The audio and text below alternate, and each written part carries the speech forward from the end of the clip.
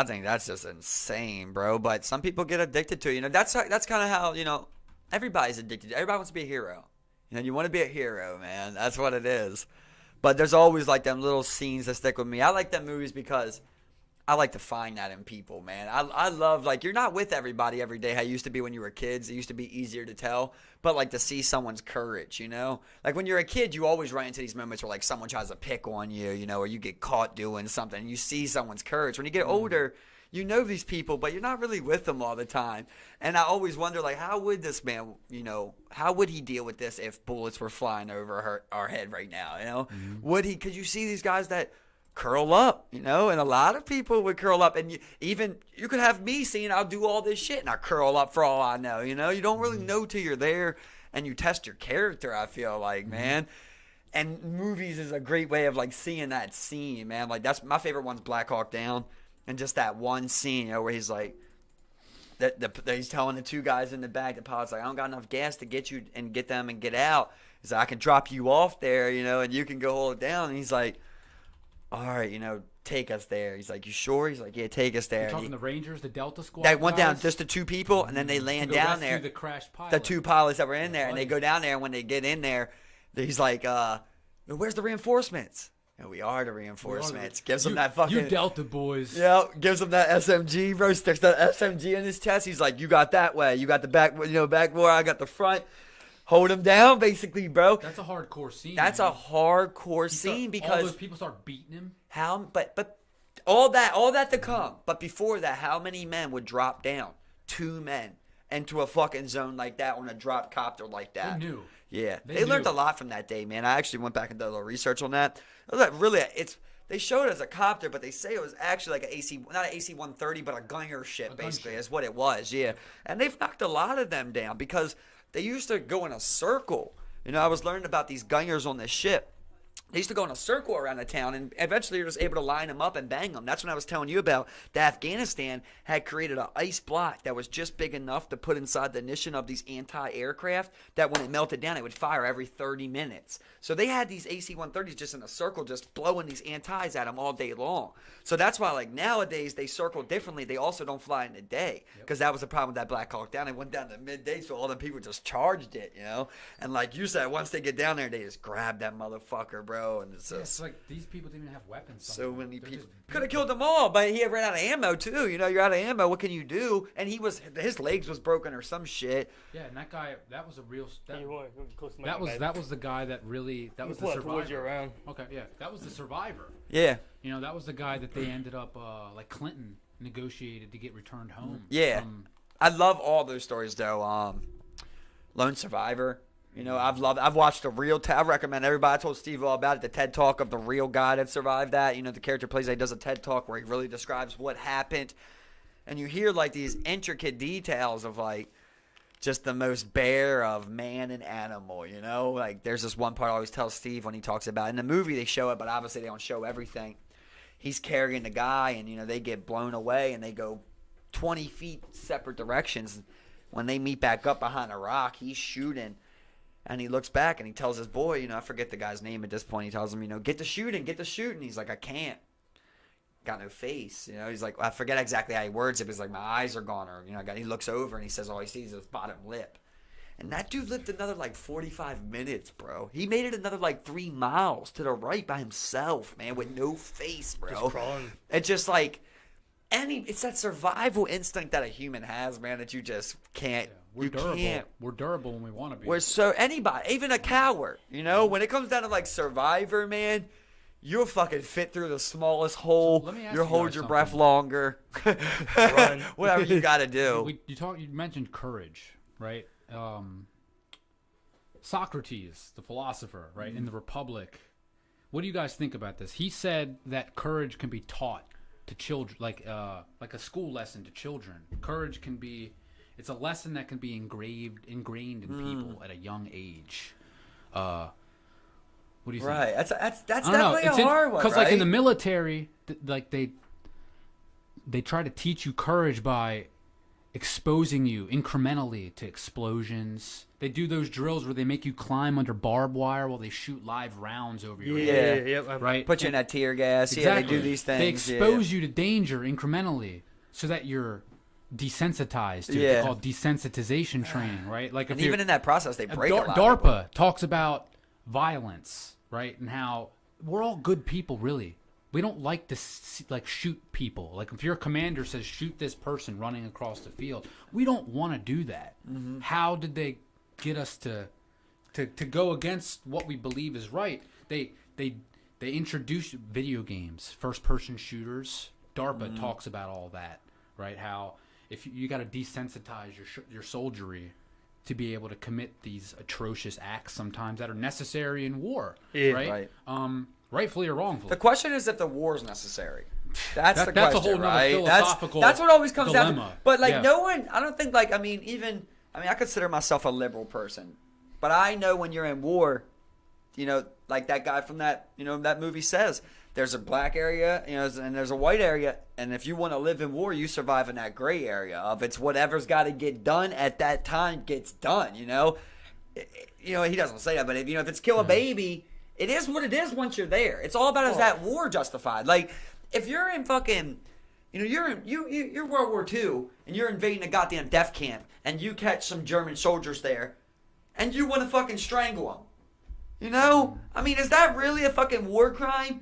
When really you think about like the reason you're there, but then you think about like an Afghanistan village, or one of these Vietnamese villages where they go, have fun, boys. Now you're talking about some sick shit that's fucked up. And that's like the difference in militaries too would be like the death camps in World War II. The West, like the Allied forces, if you were to strangle that concentration guard camp, the guard at the concentration camp, you could get tried. Yeah. Right? Equally as the guy at the concentration camp. Yep. Right? But like the Russians, honestly, like they raped East Berlin. We always talk about city, bro. I think that should be legal. Personally, I think when it comes to like war things, but this isn't my utopia that where goes like back to Attila and Genghis Khan. This isn't my utopia where we're also better people, though. Where it's like you're not going to be out here with a Guantanamo Bay for your fucking oil adversaries or whatever, But like if you really have someone who like say you find like the Boston bomber a week early, and like this guy is planning a fucking bomb and he's got this shit. I think you should be able to get dirty. Pre-crime. Bro. I really do. Pre-crime. Like I think you should be able to get dirty if I know like something. The Tom Hanks movie, Colin Farrell, the pre-crime. I haven't seen that. Ooh, science fiction has covered this subject already. There's a bureau of the government that is able to predict when people are going to commit crimes, and they have a whole branch of the government, the police, that arrest people and execute them based on these psychics that predict crime. But then it's about who's predicting the crime. Who's the arbiter of truth? Yeah, exactly. I got you. And also, is this device correct? So that gets you put a life or death. Sure, yeah, it gets into all that. But with the Boston bomber type case, like if you actually catch them in the act, it's just like I think like he said, it's kind of like whatever from there. That's the whole thing about the prosecute them or FBI whatever today and policing today is that you can't arrest somebody until they commit the crime. Yeah, that's very true. Right?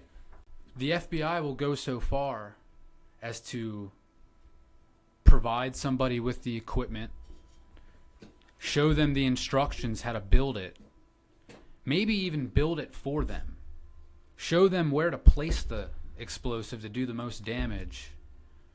But until the person goes and does it himself, they can't do anything. But and you're like, whoa. But for some reason, how is that not entrapment? But they have this little stupid law so that we always argue about, where it's like, if I tell you to build a bomb though and you go do it, I'm at fault though. Yeah. Would you, if I, like, so, okay, so I'm telling you to build a bomb, right? Right. And then I go to the police station and I say, I told Stephen Bacon to build this bomb. You go, yeah. You would arrest me, you Correct. know? But because you're the FBI, it's all good. Yeah. But Right? like, say I come in there, I'm like, look, I was just fucking around. Steve started building the bomb, you know? And they're just like, all right, you're going to jail. That's the thing I don't understand where, like, we've argued about this many times about, Manipulation this law of and stuff like that. manipulation where it's like, at what point could you just say you're a grown fucking man? You're a grown fucking woman? And if you are that level of a follower, you were going to be that no matter what happened in this world. Nobody should be able to talk you into egregious crimes unless you are that. Like, I get it if you're under a kid. You're a fucking kid, you can't get groomed into shit. Like, I do get that. But, see, that's why I always argue where they say, like, you can have this 50-year-old man, and then you have this 25-year-old girl. And let's say he cons her into, killing her fucking grandmom or whatever. They blame that man, right? But then if you had this fucking 13-year-old boy, you were 13, and you told 55-year-old Steve to kill his mom, and he did it. Are you as guilty, as these Charles Mansons? Are you a Charles Manson? You know what I mean? Like, he's 50 years older than you. How can, but technically, you're the one that inspired that idea. At that point, it's like, I feel like you can better go. If Sean's 13 and he brings a knife to you and says, stab your mother at 55, when you do it, it's like, I just don't understand these laws. At what point are you held accountable? I think it's all about the sequence of events. If it can be traced back to you putting it in this sequence of events, I think you can get charged on it, bro. That's how it works. Correct. If there's a paper trail, like exactly. You had a I role want to in do this sequence of events that unfolded. It's like they look at it and they say, okay, well, if he never asked him to kill this person, that seems to be the chain reactor, this chain starter right there. I mean. Okay, so then is Trump impeachable with his crime on DC? Because it's the same argument. God. It's him saying to do something. It doesn't matter what the man says. Okay, he's president. So obviously you have that argument. You can make that argument that, okay, you sign up for this position, you're held to a higher standard. But I always stand firm on, it's a man tweeting from his fucking phone. Yeah.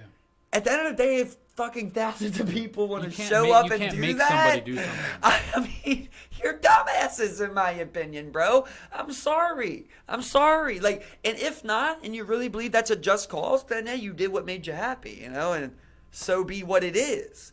At the end of the day, I don't see how manipulating someone through social media, like, and now you're down through social media. Now you're just talking about something on an entirely different level.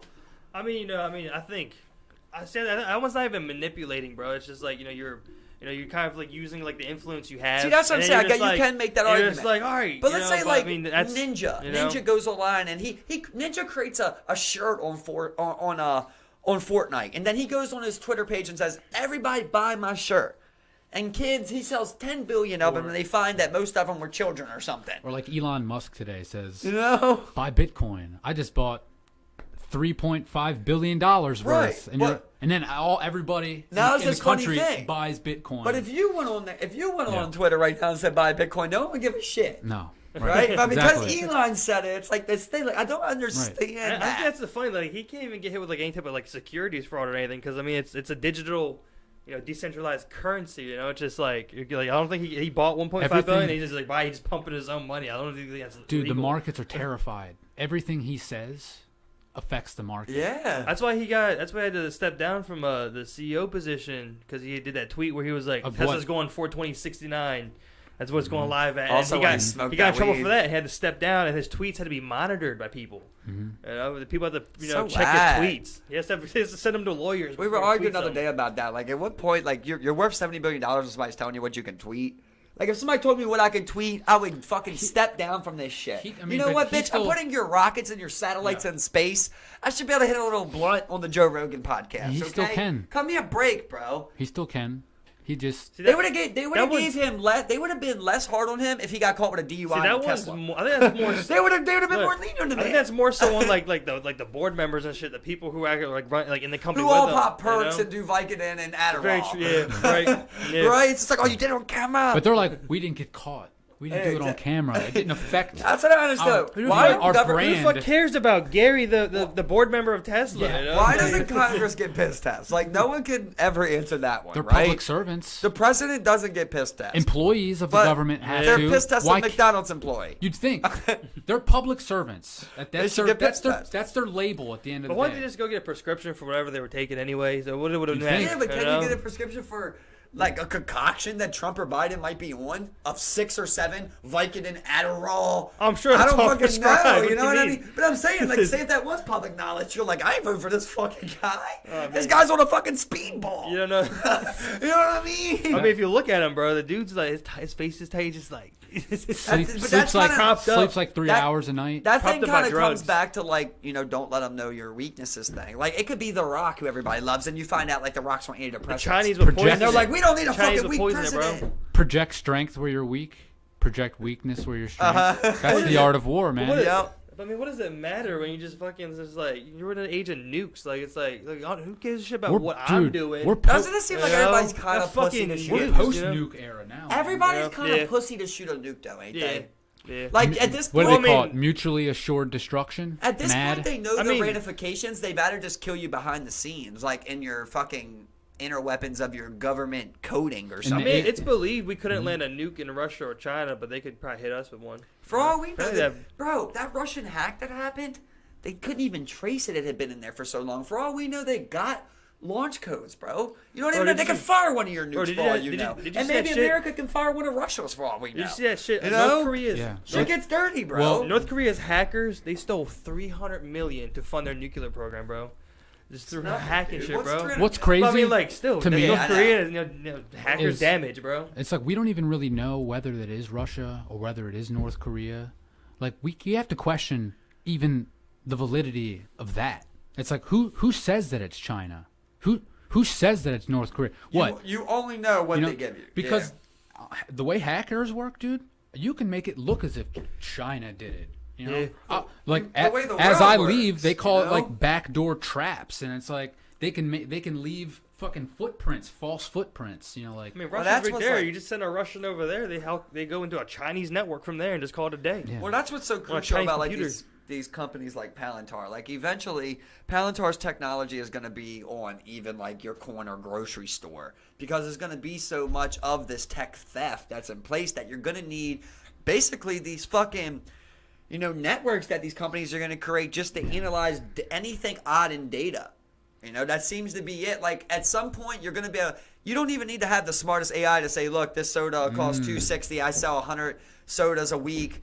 Okay, well, 1 week you sold 310 sodas. Like, that's easy to identify a problem like that. But it's hard when you're Sitco and you got 1 million stores, So these little, like, data places, like, there's going to be other Palantars. Palantar only advertises to the top 150 companies in the world.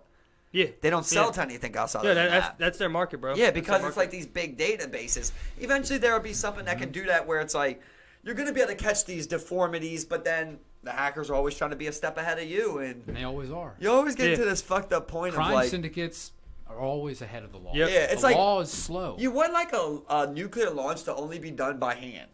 That's what it seems like, right? Like something that important, the turnkey, key and the button press. Two people have to agree. That's how Yeah. it works. It Two should never guys be able to be lock, done like through the key, computer or something. But That's so crazy. It we're just in that seems we're in the age of information now. Like you said, now the biggest way to destroy people is character defamation and information manipulation. Yeah. Dude. It's not drop a nuke. It's say this country did this atrocious act. Economic warfare now. Bleed them out. It's easier. It's For a easier, generation. man. Bleed them out for a generation. Like make their kids poor. Yeah. And it's like ooh. Yeah, I was, Instead of like blowing up all of their industry and And infrastructure, making the world hate you. Yeah. You do this shit that the world doesn't even know about. I was, Everybody knows it goes on, but you don't know. For all I know, there's a microchip on a fucking bottom of a internet deep sea cable that connects Russia to our database or our database to Russia or China or what. I mean, we don't fucking know. That's why we need to stop arguing about this shit. Like that's what we were just talking about the other day. Like we got to stop arguing about this shit that we really don't fucking know. At this point, let's get together. Let's talk about it. Let's be skeptics. Let's understand what they're putting out there. Let's have our own thought on it. But I don't think you should be killing yourself over, did Russia hack the election? Yeah. Is there evidence? Yeah. Is there evidence? No. Yeah. But at the end of the day, why are we killing ourselves over something that we're not sure of as a citizen? Why are you arguing with your neighbor? You can't live with the person that's on your block because of something that happened between countries. Yeah, exactly. It just doesn't make sense. How about it's not accomplishing anything? It destroys the integrity of everything that you're trying to build, man. Well, man, a lot of times, you talk to them and you don't let politics get in the way. You find the mutual ground. You're just talking to a person. There's you'll like that person up until they say some shit like that where it's like, I don't think Russia is. It's just like, I think they did it, but I don't give a shit. It's like, whatever. You don't think they did it? Cool, whatever. But we're at this point where nobody over it. It's like where patriotism isn't cool no more. We're at this point where that's what you're pretty much taught, man. Is it's basically America is the big company at this point, and it's like. Just like I told you, when I used to work at a big company, I used to work at a small company. When I'm at a big company, you're like, fuck these guys. You want to fuck them over. You get some free money, you're like, yeah, fuck them. When you work for a small company and you're trying to build towards that future, you're like, man, save that money. Put it towards this. I'm good, That's how it works because you want to do that. Now, we're at this point where, the people are just so distasteful also. It's also been proven with how much corruption there is that it's hard for them to, ever get us to believe them again. I think the number one thing that they could do overnight would be just to really cap that Congress age limit. Yeah. Because no one's relating to these 60-year-olds, dude. Nobody. You mean to tell me there's not a guy who can do this job that's 40? We're not saying 21-year-olds, but let's get somebody younger than goddamn 60. Because at this point, you really aren't going to live out the decisions you're making. Well, and it seems kind of fucked up and unfair. You got Joe Biden, 44 years, in the government. Pelosi, which she's at 30 something. How many dicks did the one in Biden's ass to get to that spot, bro? Over 44 years. Yeah. I mean, you're talking about an asshole discape, dude. Everybody fucked him. That's why I was thinking of House of Cards, Kevin Spacey's talking to that one dude. He's like, I'll bend you over and fuck you right here, and the dude just rocks his ass, and everyone comes bursting in. And then he gets the whole power over top of him, he's just yeah, he hit me now, okay. Now you're ruined, It's I'm picturing more thing, real life Kevin Spacey. Yeah. We're at a bar, it's like, hey, you want to show me your dick in my hotel room, That's the point I think it's at, bro. Where it's we're talking to other politicians, bro. Think about how people act when you go to any new job and there's this level of hierarchy, right? Of people that been there. They always hate the new people because you're afraid that someone's going to take what you do. You've got this comfortable position established after working here for 30 years and you're afraid of anything new coming because you're going, oh, they didn't suck the dick I sucked to get here, And that's what it is. So when that person comes and let's say they come to you and they're like, oh, we work with me on this bill. It's like, you got a lot of dick to suck before you start getting some work on some bills, buddy. And you're gonna learn that real quick. I think some of these rookie Congress people are learning that, like AOC, Tulsi Gabbard, all these people that came in and they were real gung ho about what all the change that they're gonna get, how successful they're gonna be, and it's here's this bill failed. Green New Deal. You're not going to get the vote on it. And it's remember, you still have you're a rookie. It's know your lane. They've known each other 20 years. Do the work. Yeah. They've known each other 20 fucking years over there. Every congressman's job, as soon as they get in, solidify your reelection because you're only there for 2 years. That's what they do. What they do. Your whole career is getting reelected. Yeah. Pelosi. And then getting reelected higher. She's been there for, like you said, 50 years, bro. Her whole job has been there's a whole raising word funding. And once you're an incumbent, you've been around for fucking ever. You got a whole word for it, an incumbent. Yep. I always argue. I think that when you get to president, if we are going to do a presidential system, I think that the president should get 8 years off the jump. I really do. I don't think there should be a 4-year term, man, because exactly what you're saying, where you talk to a lot of these politicians, the president has it the hardest, where they say, as soon as they get elected, they're basically focused on getting reelected again. The first 4 years, you can't even really focus on what you want to do, until you get to that last 4 years. Last 4 years, you're like, okay, at that point, I can't come back, so it is what it is. That's really why they didn't want Trump in, because he had started all this groundwork for all this shit to get done, good and bad, right, for the country. Mm-hmm. There's a lot. We can argue about that. Right. Well, they always had that plan, right? And it's they always had that plan. He wasn't going to get 4 more years. Right. And same thing with the Supreme Court decisions. Like, they're trying to halt that now. They're trying to halt the border wall idea. That's pretty much was their idea the whole time, was to hold it off. And it was the same thing when Obama was in there. They did the same thing. So it's a shitty system of like, oh, our guy's not in there, we're going to make it hard for you. Instead of them working together. Like, they talk about us as citizens coming together. You know, like, oh, I'm not going to hate you. And we all talk about it. But they don't practice that.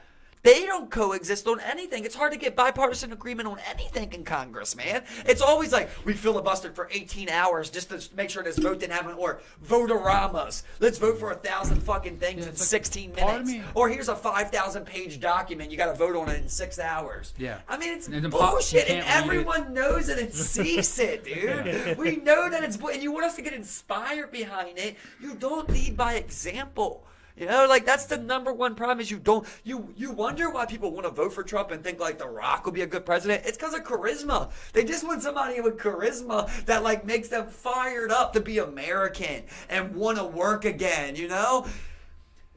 How do you do that? I don't think you can do it with 60-year-old men in there and 60-year-old women that are worth $300 million. You know, just like with anybody, you see even an athlete, right? They're hungry.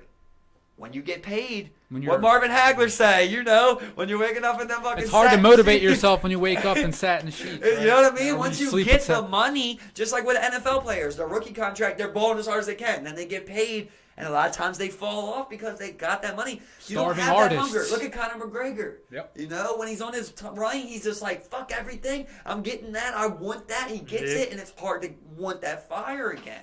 You know, when you're rich. Somebody else wants to be you. Like, it's hard. It's hard to make really good music when you're not a starving, angry. Like, my girlfriend broke up with me. I'm gonna make a really good album. I can have any girl I want. I hate to quote MGK, but he does say a good lyric like that on his new album where he says, you know, my label hates that I'm like this. I gotta go through shit to keep writing. And that really is what it is. That's what I always say about Eminem. Like, why did Eminem fall off? Bro, he ran out of shit to write. Yeah. He talked about everything he could say with his mom, his daughter, and everything. He did it. It's done. He's a real artist, and he has nothing left to say like that. Yeah, you know? He made it. At this point, he got out of Detroit. He done it. He done it. His edge is gone, bro. But that's and then you can go back to even like the 80s and 90s and 70s rock bands. Like, they wreck a hotel room, do this coke and heroin. Because that's what the best music comes from. You know, that's what you are. All artists get fucked up. Whether you're a painter, there's a 60-year-old woman painter that's painting fucking bodies in her garage, and she's doing, you know, speed. You know, speed or some shit. You know, whatever it is, getting fucked up. You know, that's what it is. Bro, I'm telling you, when you really get down to like the basis of human life, of like somebody living not with an obligation of having to get something done, like you've built your home, you know where your food and water is. People get fucked up, bro, all throughout history, dude. They start taking the mushrooms. They find the peyote. They create acid. Alcohol, people want to experiment with these levels of consciousness. Life is great. You can be a happy person. Life on psychedelics and drugs, it does enhance these things. But just like, you know, Joe has the best quote of all time, you know, where it's everything in moderation, including moderation. You know, sometimes you go hard on something, you get fucked up, but you don't get addicted to something. All of these drugs that are out here, they're natural. And like, if you didn't have that obligation, chances are you would try to suck on a little, you know, poppy seed. You would chew on a cocoa leaf. You would try it. Doesn't mean you would do it every day. Think about the first person that did.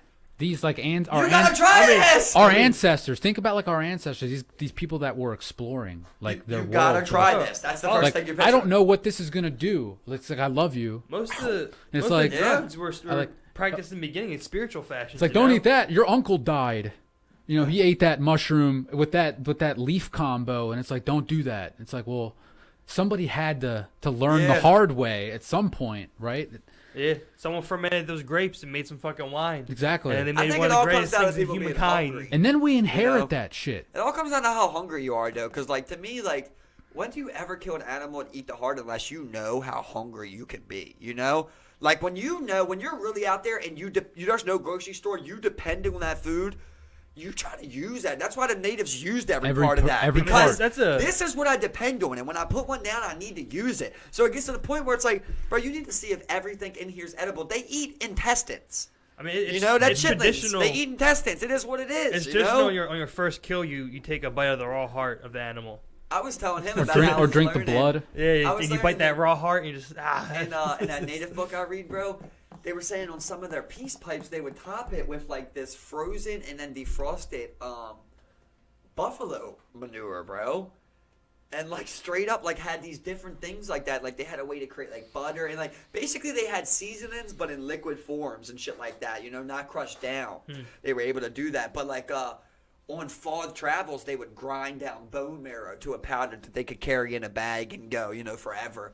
The funny thing is, the one I'm reading about with the Mohanicans, I believe that's how you say it. You know, there's this thing when we were talking about War II. It's buffalo horns that are shaved down, you know, to wear it, and this is like an honorary thing that like means you're basically the best warrior. Like the chiefs wear it, or like the second in command, a general. And the whole point of it is just like with anything that those natives wear, is like when they go to war, they give it to their best soldiers to wear that because they want the enemy to be attracted to them. You know, they want their best soldiers fighting the enemy. You know, they want them to be the target while other people do the work. You know, so. Basically, they were just talking about how that was used and how that was, you know, a signifying thing like that where once you had to prove to yourself that you had done it, and now being in these small villages, people know what you do. It ain't nothing. You can't lie about what you've done. So the man that he's talking about on the Dominican, what he did, he's the only one in the tribe that's allowed to wear it, and he's actually a second in command. The chiefs aren't even wearing it because they haven't proven themselves to that degree that he did. Somebody killed his brother from another tribe. He went out by himself with nothing but cornmeal in his bag for 7 days, traveled 200 miles to catch this guy by himself. He got there, right? And he's so hungry that before he decides to attack, he's like, I need to eat. So he watches this man, you know, prepare his meal and eat his meal with his woman. And when he goes away, he starts eating the food. The man knows he's eating the food, and his wife's like, you know, what's going on? Well, in natives, it's custom to never deny a man food. Doesn't matter who it is. If they come there and someone's hungry, you're supposed to feed them. You know, obviously, I guess if it was an arch enemy, you wouldn't, right? But you're supposed to feed them. So he was like, let him eat. He got done eating that food, came over there and put it right through the man's heart. You know, killed the wife, took his scalp, and brought it back to his people after that. And that's when he was given those bull horns, you know, because he had proven. Yeah. He told his people, they were all trying to talk to him after his brother died. And he's like, say no more words. I'm leaving. The next time you're talking to me, I'll be doing it's like a war chant at the end of the beginning of the village. Yeah. 7, 8 days go back. He travels all the way back. Another 7, 8 days, 2 weeks go by. He comes back. He's doing this war chant at the beginning of the village. And one thing they didn't do was wipe their blades. When they killed someone, they let that blood dry on there, and they, you know, to signify it. And that's what he told him. I'll come back with his blood on here. Yeah, there was a tribe that called themselves the Red Sticks, right? They were west of the Mississippi, right? They weren't quite the Sioux, they weren't quite the Comanche. I think they were called the Sucks Indians, right? But there was like a specific tribe that they were called the Red Sticks because they had red war clubs. They beat people and they fucking stained them red. Yeah, and they liked the color. Those things are called like Pokemon is what they call them. That's obviously I'm not saying it right, but that's what it's called. It's basically a war club that they would carry. That's two things that a warrior always had was that in their medicine bag. Yeah, I remember my history teacher had like a replica one, and it was like cool. it was like it was just a huge like rock ball, like, and then there was like a wood handle like fashioned and like, you know, grinded into it and like shoved in there, and it was all like wrapped up, and this bitch was just like, you know, it's light but real heavy at the end, so you're just like, bah, you know, just smacking the shit out, you know. Yeah, just like, they said also sometimes they would curve them to be like a slinging type of thing. Yeah, it was curved at the end. That's the good thing about that book is, like I told you, like as an artist, so like he describes the paintings they draw also, and you get to like really understand like how they dressed up for battle, how they dressed up for beauty. You know, when these people paint them, they bring all their possessions to get painted. Like the horse, everything. You know, their finest possessions, their finest clothes, and everything. And like he goes down to every bit of their detail, describing what they had on. And I thought that they're like everything's cool about them. Obviously, you know, they got eagle scalps and shit like that. But on their pants, they would do usually like a deer or an elk. They would wrap the hide to create a pants form, and then they would stitch on there the scalps they had taken. So, like, the man that I was reading about, like, he had taken 13 scalps, and those scalps were on his deer pants, bro, while he's in there, you know? They get painted, man. This is crazy, dude. Yeah, dude. Or they would also take other things I found out, like they would rip the skin from the back of your heel up, and then as far as they could get, they'd take strips of your, like, Achilles skin, and then they'd hang it on, like, their mounts, like their what do you call it? Human skin hanging off the saddles. Not your saddles. Yeah. Like they'd hang it on their saddles, man. I'm like, man, that's hardcore. Not just scalps, but pieces of That's ankle the long shit as you they skin. do could up during your that back. time. Yeah, the it's like skin. sometimes they'd get it all the way up to like the middle of your knee, and that's like a long strip. That's the type of shit you do though, right during that time. Like that's what it is. Like, you know, I sit here all day long and preach peace, man. I really do. Like I love to try and avoid anything that needs to be there, but you know, I love good consequence, and you do understand, you know, the importance of arms, man. At the end of the day, and when you're out there and you got your land, there ain't no fucking police force. There ain't Gotta no be able to defend firefighters. it. There's Yeah. nobody to call. It's always that better you than me attitude, you know? Better than you than me, motherfucker. And like I I'm said, always going home to my family, everywhere man. from, you know, in between, like, you know, the original 13 colonies all the way over to west, you know, to the west, anywhere in between. You had homesteads everywhere. You know, people would just be living in the middle of fucking nowhere, build a log cabin, just live there. Next thing you know, you got bandits on your, you know, back door. You know, Coming to like kick your 10 shit people in. trying to just take your home real quick. Yeah, and all you You got know? is that shoddy. And they'll just, you know, kill you, take your wife, and then Now you it's know, my house. It's their house. Yeah, it's their house Until now. someone Crazy. takes it from me. Exactly. That's why I say it's Yeah. important about companionship, man. There's power in numbers, you know? It's the same way that they were, like I said, they were able to break the West, you know? It was the fact that they showed up with more sheriffs than the biggest posse had. You know, that's really what it comes down to. Do you have enough manpower? And that's why I'm so important on that village aspect, man, because like we were saying earlier, like, will you alert me to danger? Will you shoot for me, you know? When you're in there and you can trust your neighborhood, and let's say could you imagine, you ain't never lived on a city block in your neighborhood where everybody knew everybody. Could you imagine literally 100 homes in place where everybody had that shoddy, and it's like, bro, a bandit's going to come here, they fuck with you, they fuck with me. You know, that's the type power. of mentality Yeah. you got to have That's true to be power. able to fucking bounce off that evil that could come to your doorstep at any time. I mean- Like I was saying with the natives, if they had some type of treaty where it was, hey, we can fight each other all day long, but if a foreign entity comes here, we're going to band together. That's what you need, is that understanding. Like, we don't even got to be friends on this block, but if someone comes on our block and picks on me, you're here for me. Because that's how it goes. It's like, humans have this mentality of, okay, they're fucking with Sean, but it ain't me and you, Steve. And then they're fucking with Steve, but they ain't fucking with me. And eventually it comes down to that person. You know, they're evil people. They're going to get to you. Yeah. It's manipulating you. First they came for the communists, but I wasn't a communist. Exactly, yo. Then they came for the socialists, but Yeah. I wasn't a socialist. Yep, exactly. Then they That's exact- came for then there was no one left, so they finally came for me. It's Yep. like, That's exactly what the I mean, natives were saying. what you said, it reminds me of a saying my dad always has. It says, self-preservation dictates morality. Oh, that's a good one. Yeah. That's Right. very Yeah. true. So, I always talk about things like that. I love trying to put people in those predicaments, and they always deny it. I had a cousin on here before who got so mad at us because I was doing these things to him where I was like, I'm not saying you are that person. How can I ever say who you are? But I'm telling you, you wouldn't be thinking how you're thinking right now given that situation, you Yeah. know? Where I was like, you know, would you eat a baby after you hadn't eaten for 30 days? It's easy for anybody to go, I ain't eating a baby.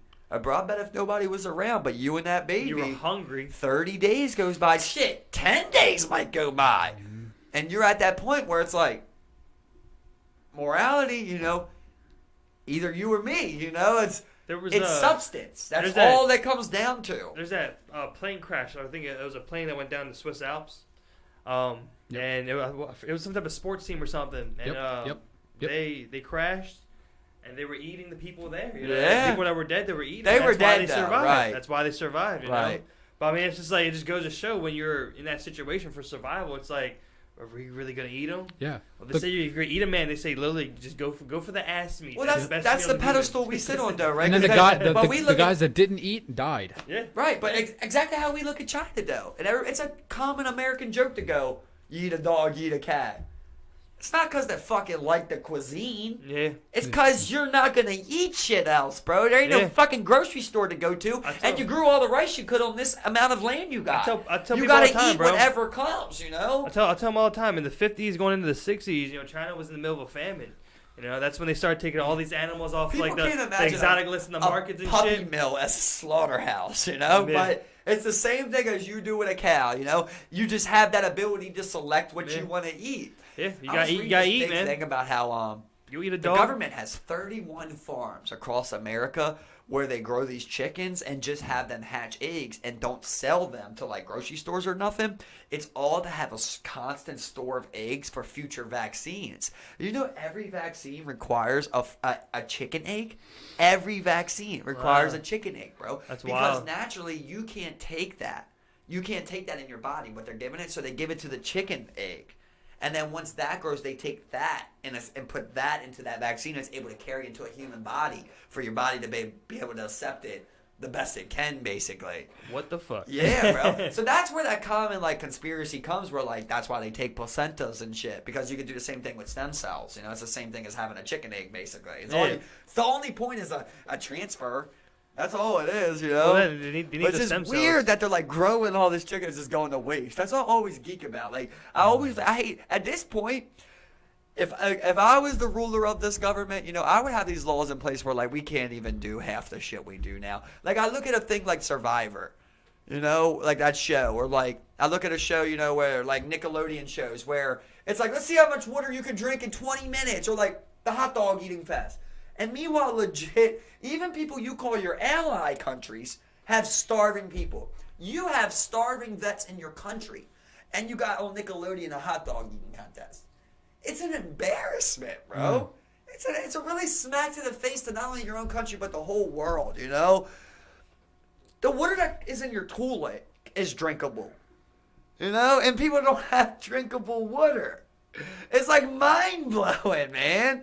It's like, it seems like it should be like a world law, man, that you just can't waste like these resources like that. If you create it, I think that maybe you should be able to do it. But like, if it comes to a point where like you're gonna see like, I don't know, we're doing tests to like when you're testing nuclear bombs, you know, or even like testing, you cut down, you know, 30 trees to build a house to run a test on to see how fast it burns or something. Like, I understand you do certain things, but you guys get what I'm saying. Obviously, it's hard to come up with examples off the top of your head, but these where they just waste these resources.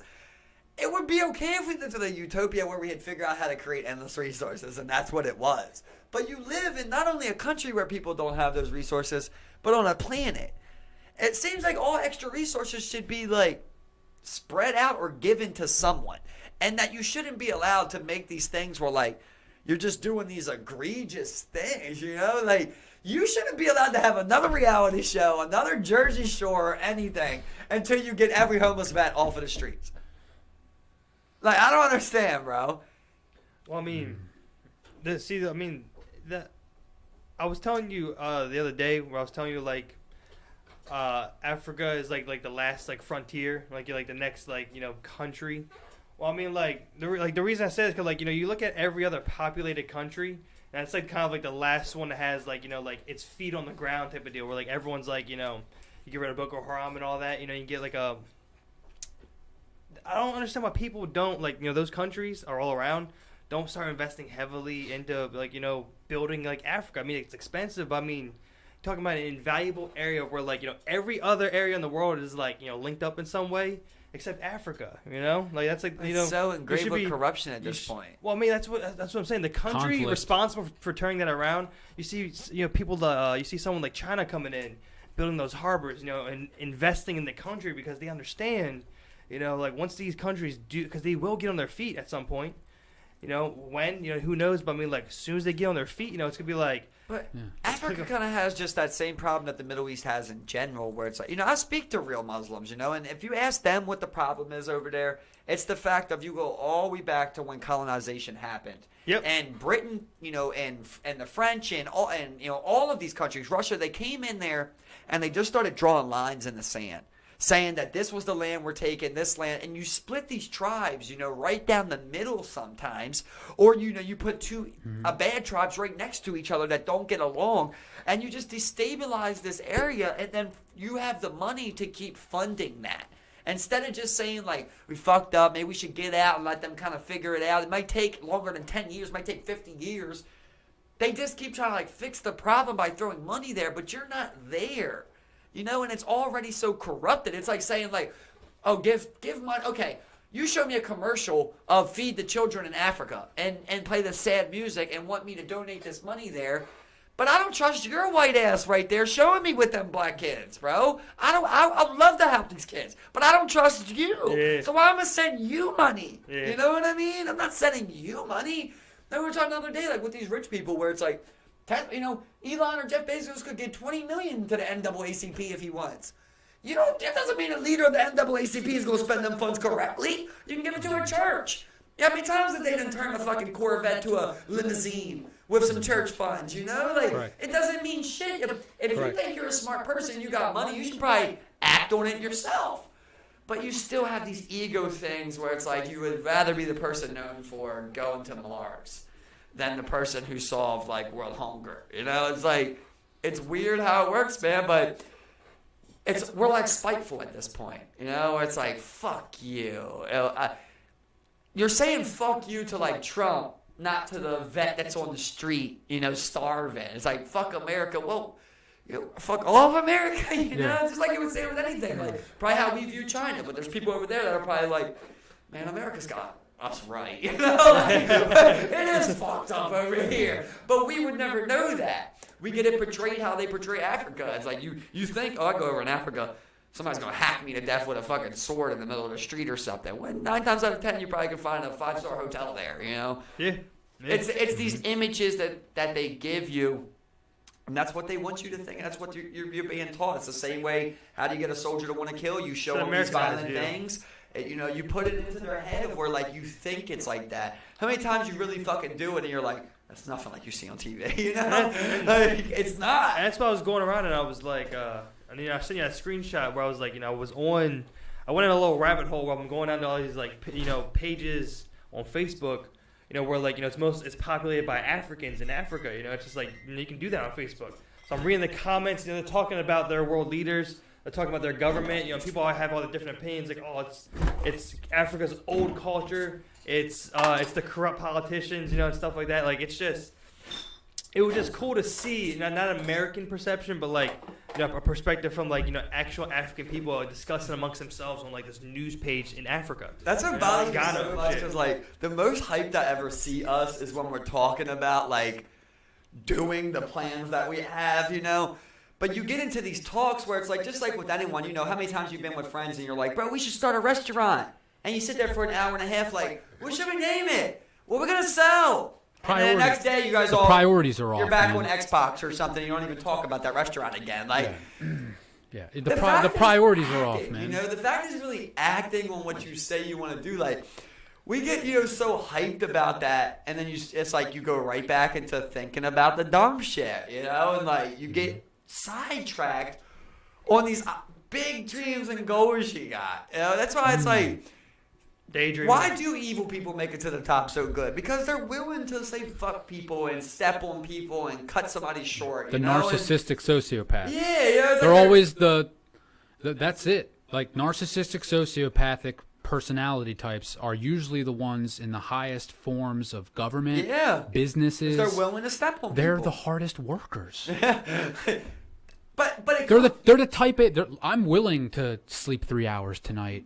Where this guy wants to go home with his family, because that's of course you want to go home with your family. No, I'm a narcissistic sociopath.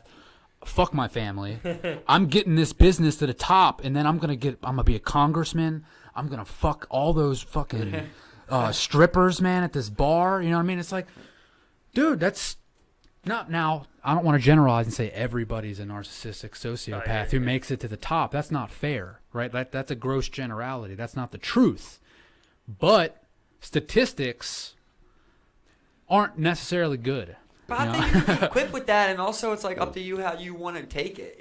Like that can be used a lot of different ways. It's an ability of like, okay, you really do have this egotistical approach about yourself where you believe that you belong in these spots, and sometimes visualizing it is, half the battle and being there. But then if like you're visualizing like, I'm going to get in Congress and then I'm going to make $1 million and I'm going to fuck everybody, like that's fucked up to me. It's like, you can do that, But God, if we could just have a couple of those type of people on our side, like you get that guy making EVs or something, like you want, like Elon when he says like, I believe people that work 100 hours a week get double the amount of people that work 50 hours a week. Or he's like, look, he's trying to do like these good positive things as we see it. It's not like he's like, he's working on the next future of the world at least, where he's not like still working on these ancient like. A fucking, a bank teller, a banker or some shit that's making like commissions off of people's house loans. At least he's like working towards his own ideas and shit, Like Africa, but you have these evil wireless internet. Like he's Like, the people his yeah. satellites. She's like, But, like, all of Africa has internet doing- now And for then think free. about the people that fucked us in 2008. So Where it's like, yeah. I'm gonna call up a 65-year-old and get her to refinance for 20 years. Yeah. Only, that's like the Nuremberg trial, right? We talked about Nuremberg trial. Yeah. What did they say about those soldiers? It's like, at the end of the day, there were some German soldiers who denied killing Jews. They were told to kill Jews, and they were like, no, they ripped those papers up. That man still got 20 years, and he ripped the paper up. But the people that didn't rip them and did it, they got life. They got sentenced to death, because no matter what, you still have a moral responsibility to be objective if you think something's inappropriate. Yeah. If you do it, you do it. Yeah, That's what I'm saying about the big thing about the manipulation Nuremberg thing. trial. So that was the difference between the SS and the German armies. I'm reading, just like I just finished that Crazy Horse book, I'm reading The Killing of the SS. Huh. And it's all about the Nuremberg trials and how all these guys got out. Like, most of the infamous criminals just didn't get tried or they got released. Right. They went down to fucking Argentina. Well, yeah, they escaped. Like, everyone knows those conspiracies. Yeah, they got him. They got They went absolved. to NASA. Yeah, Operation Yeah, Paper, yeah, the scientists, Operation rocket Paperclip. scientists. Yeah. Everyone's like, all these Nazi scientists, Yep. Operation Paperclip, bring them into the. We gotta study their rocketry. But my point is, it's like a lot of these guys, they didn't get killed. The real perpetrators of the atrocities weren't taken care of. That's why it was like, how do we get back? How do we get these guys after the failed Nuremberg trials? The killing of the SS. It's an interesting book. Yeah, well, that's what I talking about with Germany. Like, what do Assassins you and- do? Yeah. What do you do to a country that did that much world harm? Like, do you punish them forever? That was a big discussion. Is like, they were like, do we do nothing? Well, if we feel like we can't do nothing, that's too big of a crime, And that was that was one of the whole points of the Nuremberg trials was that they're discussing like, just because like the leaders are the ones that are like really implicit. I mean, just be like, just because like you're part of the machine and a soldier doesn't mean you're any less responsible for like. It doesn't absolve you from what you did. Yeah, exactly. Yeah. So I mean, they even debated being like, look, can we do anything?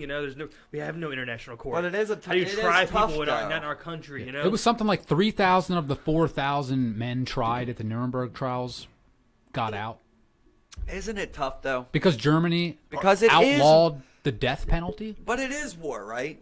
It is war, right? And there is this hierarchy approach that they teach you and that they make you stand by, right? Yeah. To where it's like, If you can don't be follow a- this listen, order, you know how they say you there- can die. You know how they say there's a leader, and then there's a leader of men, right? Oh, yeah. What they mean, the leader of leaders, is what they mean. You still have that, right? And that's what Hitler was. Like, be what it is, say what you want to say about him, but that's what he was.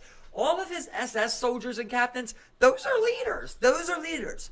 But then you have Hitler, Yeah. who's the leader of men, And at the end of the day, for everything that you have in your life, that house with your family and your kids in that school, is based off of you doing what this guy says. And how does any manipulator work, right? At first, I ask you for little things. They didn't tell him start killing Jews in the beginning, right? You become friends with these people. And then you get them to become on your side. And you get them to teach these things and become evil, along with that preaching. And how do you do it? You bribe them along the way. Just like we were saying with Columbus. They would have killed Hitler if not, right? Instead, you're like, look, you're going to be SS general. I'm going to get you a mansion. You're going to have that car. You're going to have that gun that you want. Everything you I'm want. going to sell you on all these. And at that point, you go home every day and your wife's happy. The kids are smiling. You're not on those You front know what I lines. mean? And that next day you go in there and he says, today you killed a Jew. Yes, as a moral man, even us being here, you say, man, you're supposed to make the right decision. Sometimes it's different in war, man, and it's definitely different during wartime when shit's actually popping off and people are marching to you. An actual, Because you yeah, know, when they world were, wars. when they knew, yeah. well, when they knew they were coming to those camps, he ordered for them to do mass extinctions, basically mass exterminations as quick as they could. Yeah. the what- final mandate, or what was To it try to called? basically Yeah. wipe them out That as, was the final solution. The final solution. That's it. Yeah. Yep. as much as they can. He knew basically, and at that point, it's like, okay, well, shit's already hit the fan. I'm in a survival point. It's like if you watch a lot of these raw videos, like that one with that guy in the snow, or the kid, the 14-year-old that shot that guy. A lot of times they go back and they kill them because you don't want to witness for the atrocities you committed. Like when somebody rapes someone, it's a lot different when you could rape somebody in your community and you live with that person all the time and you see that person. You're constantly thinking about that. It's constantly reminded, of the person that did the rape and the person that didn't. Yeah. But when you rape and kill someone, that's gone. You raped them, but now it's just you, right? That doesn't live on past you unless you choose to do so. It's the same thing I picture with that. Like, whether you were a good or bad man at that extermination camp at heart, at the end of the day, you didn't want God to have these witnesses, living on of what you did, It's just, it's what it is, I hate to put it that way, but it's kind of like when you put something out of its misery, basically, is what you're saying. You're like, look, I already know I'm a sinner, right? But I didn't make it suffer. It's kind of like this moral justification that you do in your head of like, look, we could have just left them there to starve. Yep. We killed them, at least we morally killed them. Yeah, exactly. What was the ethical question here? It's like, what's more ethical? We leave them here, they starve to death. Doing the Russian thing, letting them starve, or like executing them. Or we gas them right now. We did the humanitarian approach. Yeah. I mean, everyone knew that wasn't true, though. Like that's what they're saying. It's like like in the Nuremberg trials, like imagine it, like that's what the Nazis were doing, sitting there, like we did the humanitarian thing, and it's like but they killed them every way, right? So that's what I'm saying. Like when you look at they didn't call so and much it's like bullets. whoa, man, it's like that's called being cold, bro. When you look at that map of all those, that's an Attila the Hun camps, type of thing, man, where it's just like anybody you encounter is going to get wiped out. I mean, you're talking about, 6-7 million people, I believe it was, 6-7 million Jews? That's the number. And that's like... I think it's more like 12. No, I believe it's 6-7 million Jews, then it's like 14 million people total, or something like that. Yeah, I think... Something crazy. Just that whole period in time, man. Like, war has changed drastically. Yep. It's like... And just how it's... The contrast of it, where it's like these Jews are going through it in their country, and they're living just the worst life possible, in complete fear. And then you have these other people who they're living a good life where their wife's smiling and the kids are smiling because of what they're doing to these people.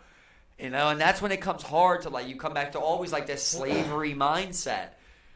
Once you achieve the riches you're chasing, it's hard for you to ever go back and say, that was wrong. You've already got these riches. You're already living this life. Let me bring up an uncomfortable subject, okay, that I just recently rediscovered. Like we were talking about, like Indians, right? James Monroe, the same guy that started the Indian Removal Act, also was dealing with a large portion of freed slaves, right? That they didn't know what to do with. The early like American government in the 1820s. This is 40 years before the Civil War, right? So like slavery's not extinguished. It still exists, but there's a large portion of freed slaves in the north. So they sent a large portion of people to Africa. Like they negotiated and like sent them to Liberia. And like there's some fucked up history about what happens with these freed slaves, and they go to Liberia and they like enslave the local plantation, or they enslave the local population and base it on the southern plantations that they escaped from, basically. They become it. Yeah, so it's like Stanford experiment style. Ooh, yeah, that's Stanford what it is. prison experiment. That's what it is. Yeah. That's what it is. So yeah, exactly. Like it's the same thing with bullies. Same exact thing with bullies, right? It's like people get bullied, but then when they have a chance to be a bully, they usually are.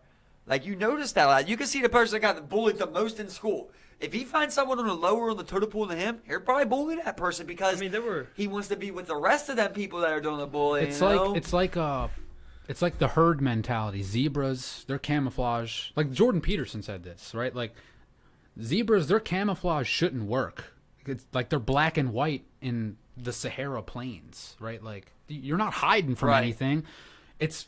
They can hide amongst each other. Right. Predators can't. I can't hone in on one because they all look the same. But if you're old and injured and slow, there's the easy target. Got him. There's all these little tactics that people bullies have developed, man. Yeah, exactly. That's why, like, I always tell him I'm a big fan of like social experiments, man. Like, I just love them, man. I love watching how people react to certain things, and you get to see, how different people deal with things, and like, what is the common thing, what's the extraordinary thing, So like when you really pay attention to little things like that, you pick up on these things people do. Like, I'll tell you a few that like you notice if you really pay attention. Is like one thing is like when someone's asking for a favor, it's common to like kind of demean yourself when you're asking for that favor, because it kind of gets the awkwardness off the place for the person that's asking, right? So like say I was out of grass and I'm asking for that grass, right? It's like, yeah, you got any grass, bro? I'm fiending. You know what I mean? Something along the lines of that. You know, you demoralize yourself and then to make that question a little bit like easier on it. It's a deflection, or like when you run into like a good liar, like people think someone's a good liar. When you really know a good liar, you can see a good liar, and like a good liar will tell you truths. That's the whole point of it, right? So like you're coming here for this murder, but instead I'm gonna tell you the truth about the one time that I raped someone. You get what I'm saying? Because I want you to be focused on this thing, right? Deflect. Or like we're in a room and you know your phone comes up missing. You know, and it's like I want to bring up something. I want to deflect that any possible way I can. I want to bring up something else. You know that I help you look for it. You know, the common thing like that. It's like anything to deflect your mind off of that, or anything that I'll admit. You know, it's like, oh, well, you know, I stole that phone back then, but I haven't stolen a phone since that 6th grade. You know, that's what people do to try and deflect the truth of what's going on. Just common little tactics that we developed over time that work for people, you know? Yeah. Like, I always tell you about the friend I had when I was a kid. People have nervous tics too. Like, I used to have a friend when I was a kid. He would ask you for things, but he was always self-conscious. So he'd say psych at the end. As soon as I got your house, he's like, bro, can I have a drink? Psych. You know, and you're like, he really wants that thing. But just in case you're that person that'll say no to him, he's clearing that up before you give him a no, you know? It's like, or ugly people, you know, the common ugly thing, you know, where it's, you see a bad bitch, you're like, she's ugly as shit. Because you know she's going to call you ugly. And it's like you get ahead of it. You know, oh, that ugly bitch, I would never. I could do better. I'm too good for her. She's probably acts like a hoe. So it's like deflections, coping methods. It's these little things that you learn depending on your personality and what you need to learn. Like, if you're a liar, you're going to learn those things, you know? That's why I love, like, I swear, I'm in love with Survivor now because I think it's just like a great social experiment where you really get to see like how do people act when they really are hungry. You know, that part of the show's not fake. Where it's or like you the really studs, ain't getting food. the people that thrive in those environments. I'll tell you something. Like the best liars, dude. Like the guys who they find these. The guy that'll swear on his fucking kid's life or something. I didn't find that idol that's going to give me immunity. I'll talk about something controversial that really bothers me on this fucking show. Okay. First of all, bro, if you are a gay man, okay, you are a gay man, and you act gay, whatever, no one gives one single fuck, okay? But when it comes down to time for you to need to be naturally a man that you are, you need to be able to become that again. Okay, I don't care what you think you are. Bro, I got a gay sister. Okay, so I'm speaking from the closest aspect you can. I think it's ridiculous, bro. If let's say you are a gay man and you are fighting another man, you better fight like a real man and not fight like a woman. If you were on Survivor and you're a gay man participating for $1 million prize in a physical challenge, you better be a fucking man and not a woman, bro. I mean, it is amazing on this show. They got gay guys on there running like this. I'm like, bro, I get it, you're gay. We all know you're gay. It's for $1 million. Yeah. Like, you need to get that shit out of you. At the end of the day, boy, you got a man's bones and a man's tendons and ligaments. You can run faster than a woman. I'm sorry, you can. You know, you can lift more than a woman. That's the fact of the fucking case. Bone density. If you want to be that when you're out in public and in your social environment, that's what the whole point of it is for. But when it's time to eat, hunt, win $1 million, you need to use your advantages, bro. All the women are on there are like, you know what? They're going to vote me off because I'm not strong. And here this gay guy is with natural man human strength, pretending that he has the strength of a woman for $1 million. Where's that? And it is so frustrating with me, bro. I hate it, man. Where's the gay guys at the gym? They're like, you know, like the biggest studs there, and you're like, damn, man. I'm just like, you need to figure out how to tap into that, man.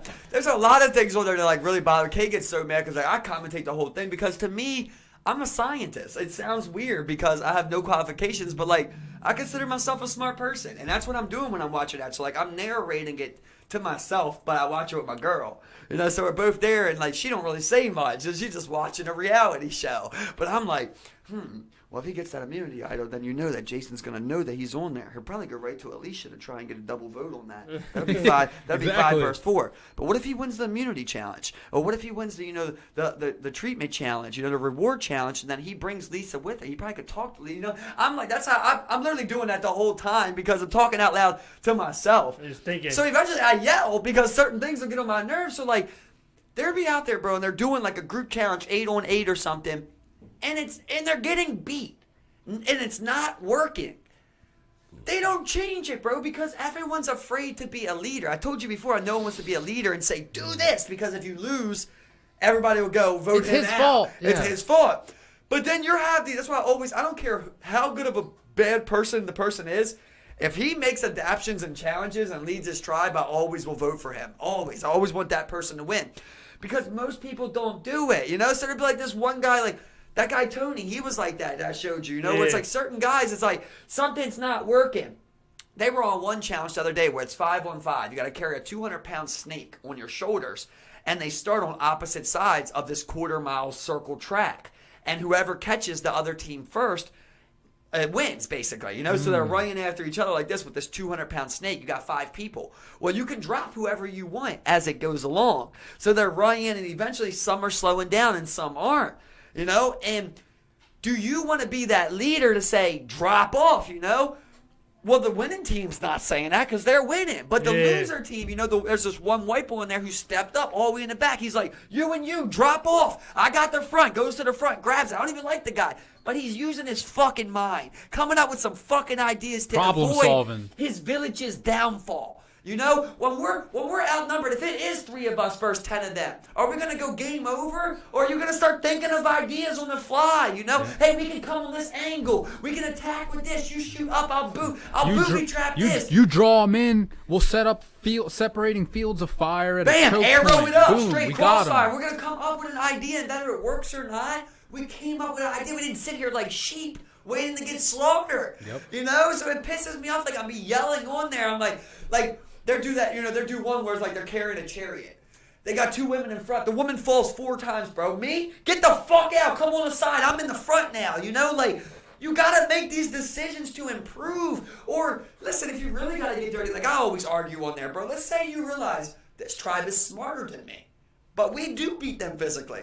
I would tell one person in the beginning every time, look, my weakest person, watch them. Watch them on the puzzle. We're going to start on the puzzle. You watch them, and as soon as they figure out something for sure, you tell us it.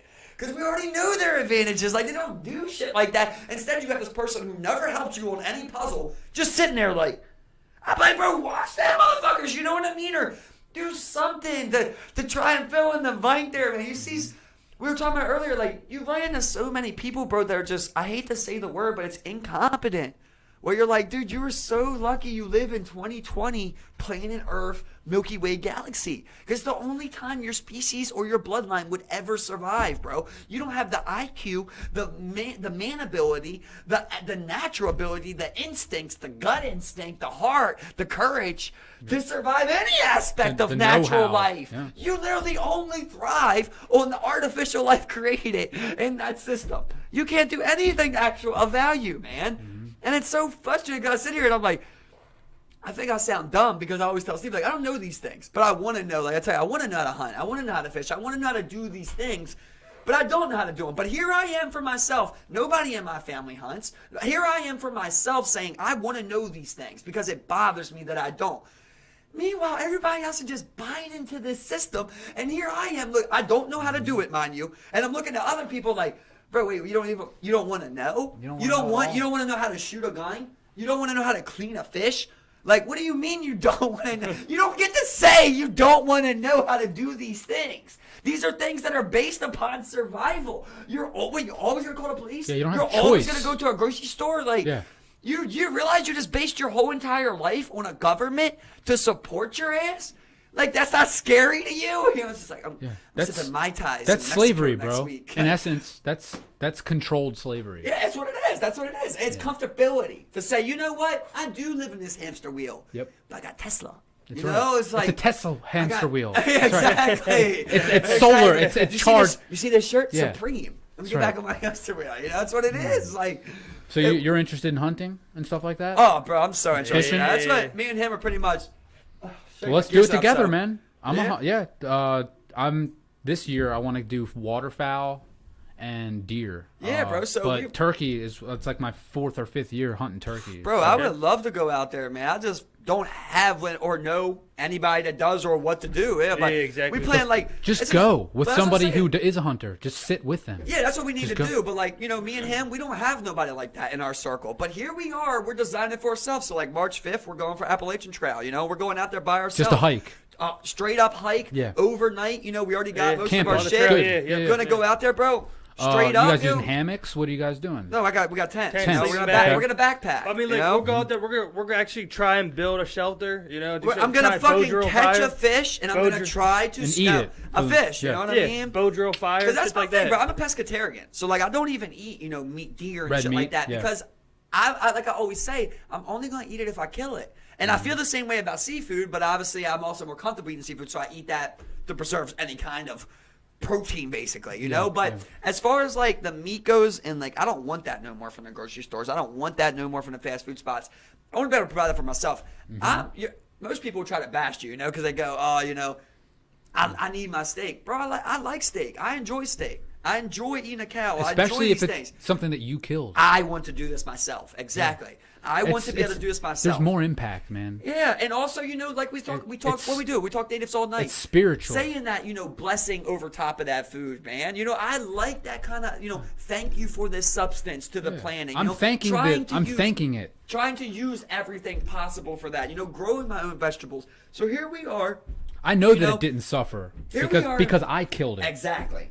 Because Here we I'm are, a two professional. city boys with none of this in our family, and we're establishing this for ourselves. You know that we want to do this. We want to go know these things. So like, we're That's gonna great. we're gonna test a lot of things out too. You know, we're gonna try and go out there, go off a compass. Yep. You know, we've got Orienteer map. I've got a Smart Water Life Straw. We're getting Life Straw. I've also got They're a fun. Smart Water tap. We're gonna try these things. We're gonna try and clean our own water. When are you guys going? March 5th. We're gonna head out that weekend. Okay. I mean, no, man. I mean, we're free. Anybody wants to come, bro. We're just going that straight weekend. up. We're getting dropped Try- off, getting picked up Sunday, and try to that'll go. be it. So I mean, build the shelter. That might be. we Start want a to try and build a fire, shelter. And hopefully, Bow we drill can- fire, everything. my big thing is So a you guys little got side quest. packs, that kind of stuff. You got all the Yeah. gear you need. Yeah. Bro, show you my setup when we Good, get good. done. I mean, this, like yeah. all you really need is a pack. You get a water Correct. bladder. You get the filter, and then you, of course take some. You take some of the things with you, like some fire starter, some flint. But I mean, we're gonna try to, like I said, the bow drill Have fire. some, want all have that. some I want dried meals in case. I got everything. You know, Oh, yeah, okay, you got- we have bro, free food, we're yeah. we're having a good food. They're man. good, man. We're definitely gonna can it up, man. We're gonna do a lot of things. We've been looking up a lot of things, like how to bring Practicing eggs out there. campfires. I've Yeah, got exactly, yeah. I've got all my like. It was my birthday in January, so my girl got me like fucking 18 things of camping, like all the shit I had on my Amazon list. Okay. So it's like I got everything I need, like, you know, my temp comfort, you know, utensils for us, Yep. you know, the eating shit, the tent itself, a new bag, you know, the proper bag, a water bladder, you know, headlamps. I mean, Yeah, dude. Water purification. And we're also going to go out there and try a few things like that. You know, we're going to try, we're talking about trying the water purification cubes they got. Yep.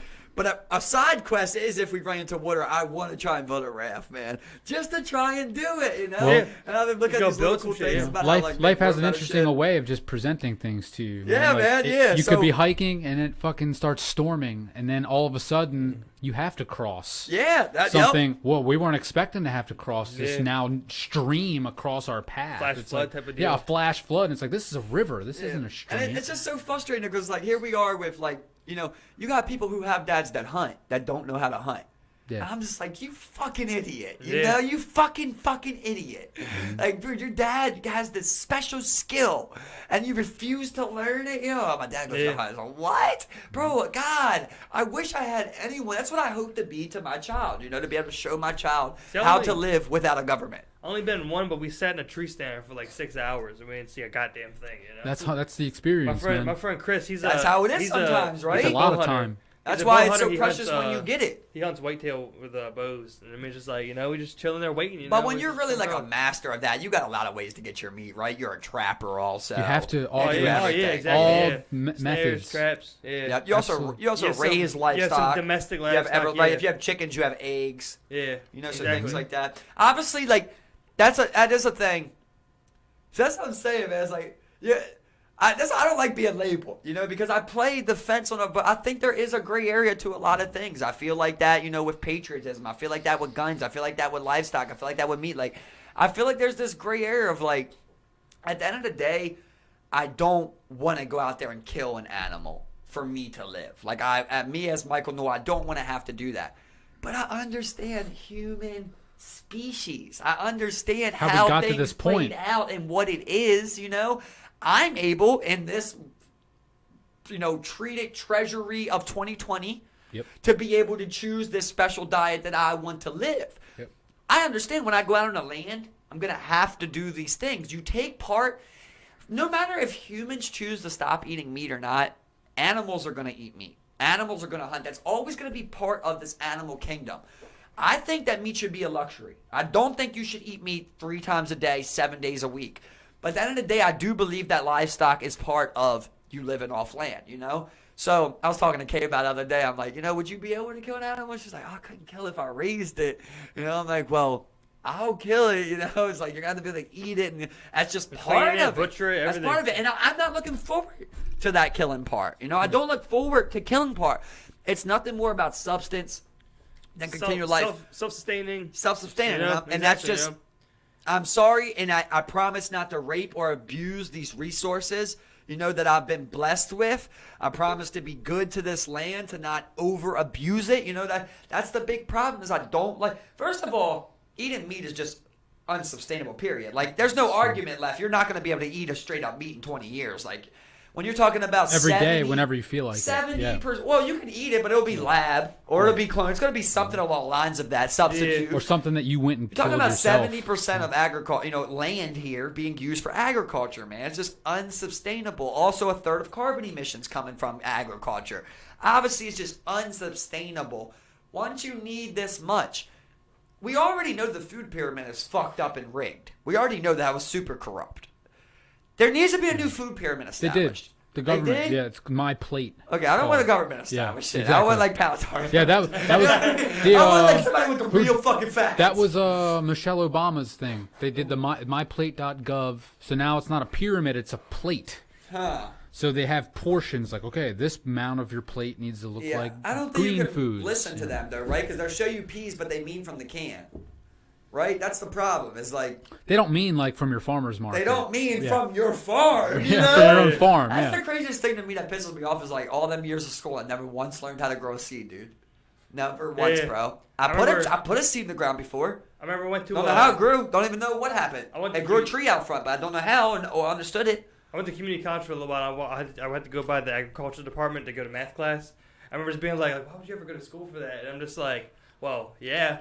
Yeah. Yeah. I just wish you could decide earlier, like shit, you know? I wish you could just decide from like the time you're in like 3rd grade, man, from like what classes you want to focus yourself on. Like I mean, it there just should be an outdoor hunting class. There should be a fishing, you know, water purification, you know. I mean, like I think you can learn a lot from like you know, different schools around the Willie world, D man. said something great. He said there should be a class for conflict resolution. And that was a damn good one, man. Yeah, buddy. Yeah, and he also said, you know, just having, you know, a mental health class, period, you know, where people can go there and it's not a therapy session, but just a lot of times when you let a human know how a human works, it gives you a better understanding of why you feel like that shit sometimes, you know? And you don't get taught that stuff. Like, you're at school and your teacher gives you, you know, a soda, but you don't understand why you're running around 20 minutes later and can't sit down, why you don't want to sit down. Knowledge is power. Self-knowledge is empowering. There you go. You know, exactly. You know, when you don't know, it's like you're just taking part of what everybody else is doing. Your dad and your mom are drinking soda. You don't know that you don't even know that soda's bad for you. Yeah.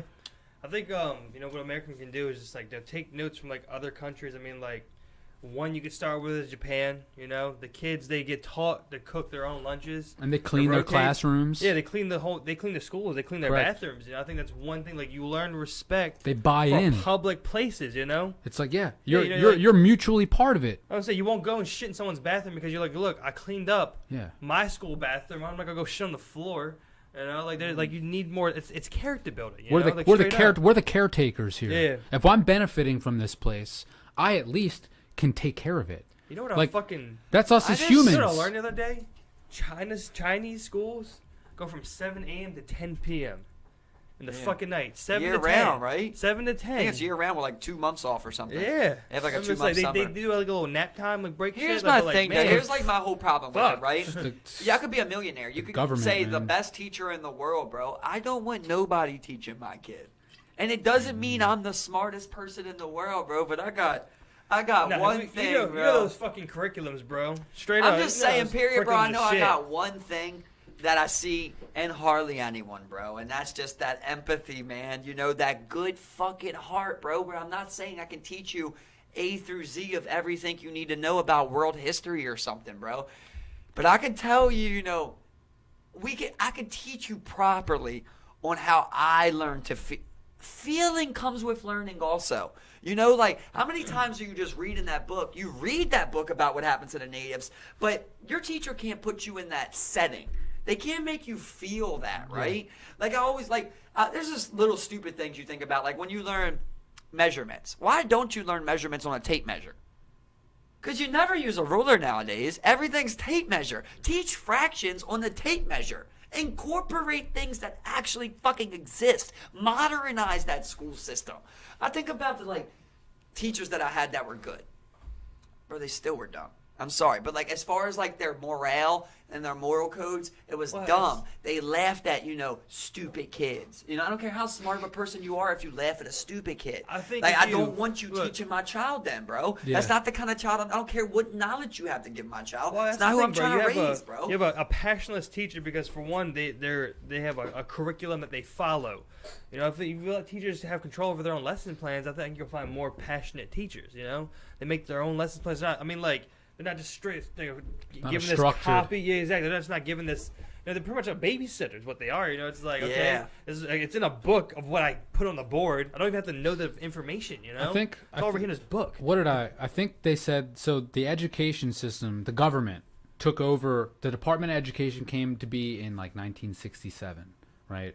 But they say that like the American education system as it is existed and was founded to kind of create industry workers. Yeah. It's Yep. like Employees. the stand in a single file line, the bells ring, it's lunchtime, it's like shift work. It's like they 40 hours a week. it was like Same time, it was bro. like the 1950s. World War II just ended. We had Yep. you know penicillin. Children were being born and were living because they weren't dying in childbirth as It's often. 100%, So it's like yep. all these. We had industry. We had plants. The whole education system was designed to create workers. So how do you feel? You don't have any children, right, Sean? So what about you had a child? What would you do? Would you send him to public school or private school? That's the scary thing, man. I have a lot of friends that have kids, and the ones that take control of their child education, right, themselves, Uh-huh. I have hope for. Oh, yeah. It's not to put down any of my friends that have kids that don't educate their own kids. It's just that there's a difference. You can tell in the kids who's taught by fucking public schools, who's taught by Catholic schools, who goes to private school, or who's homeschooled. City and county. Yeah. You can Yeah, tell. Yeah, you can right? tell. You can definitely tell. Yeah. As an adult, I lived it. Right. I lived It's like it. you can I went tell. from county to city to county. You know, I know what it was like when you get there and you're fucking 3 years behind in the education. Bro, They were talking about shit I had never even seen before. My English teacher literally, like, I remember did a little written report. I remember he's just like, look, you know, you write great, but, you know, any other school district would fucking blow you out of the water. Like, you know, it's just a simple fact. Like, the curriculums in Baltimore City or most inner city schools. And we It's were in terrible. there when they lowered it. Remember, it used to be, what, 80, then it went to 70, then it went to 60% that you need now to pass. Correct. Yeah, but there's also, it's hard, right? Because there's also this little part where you go, like, you know for sure, and I'm sure you probably say the same thing, bro. Well, I don't know where you want to, but city schools are what made probably me and you. You know, our That's where I went. personality.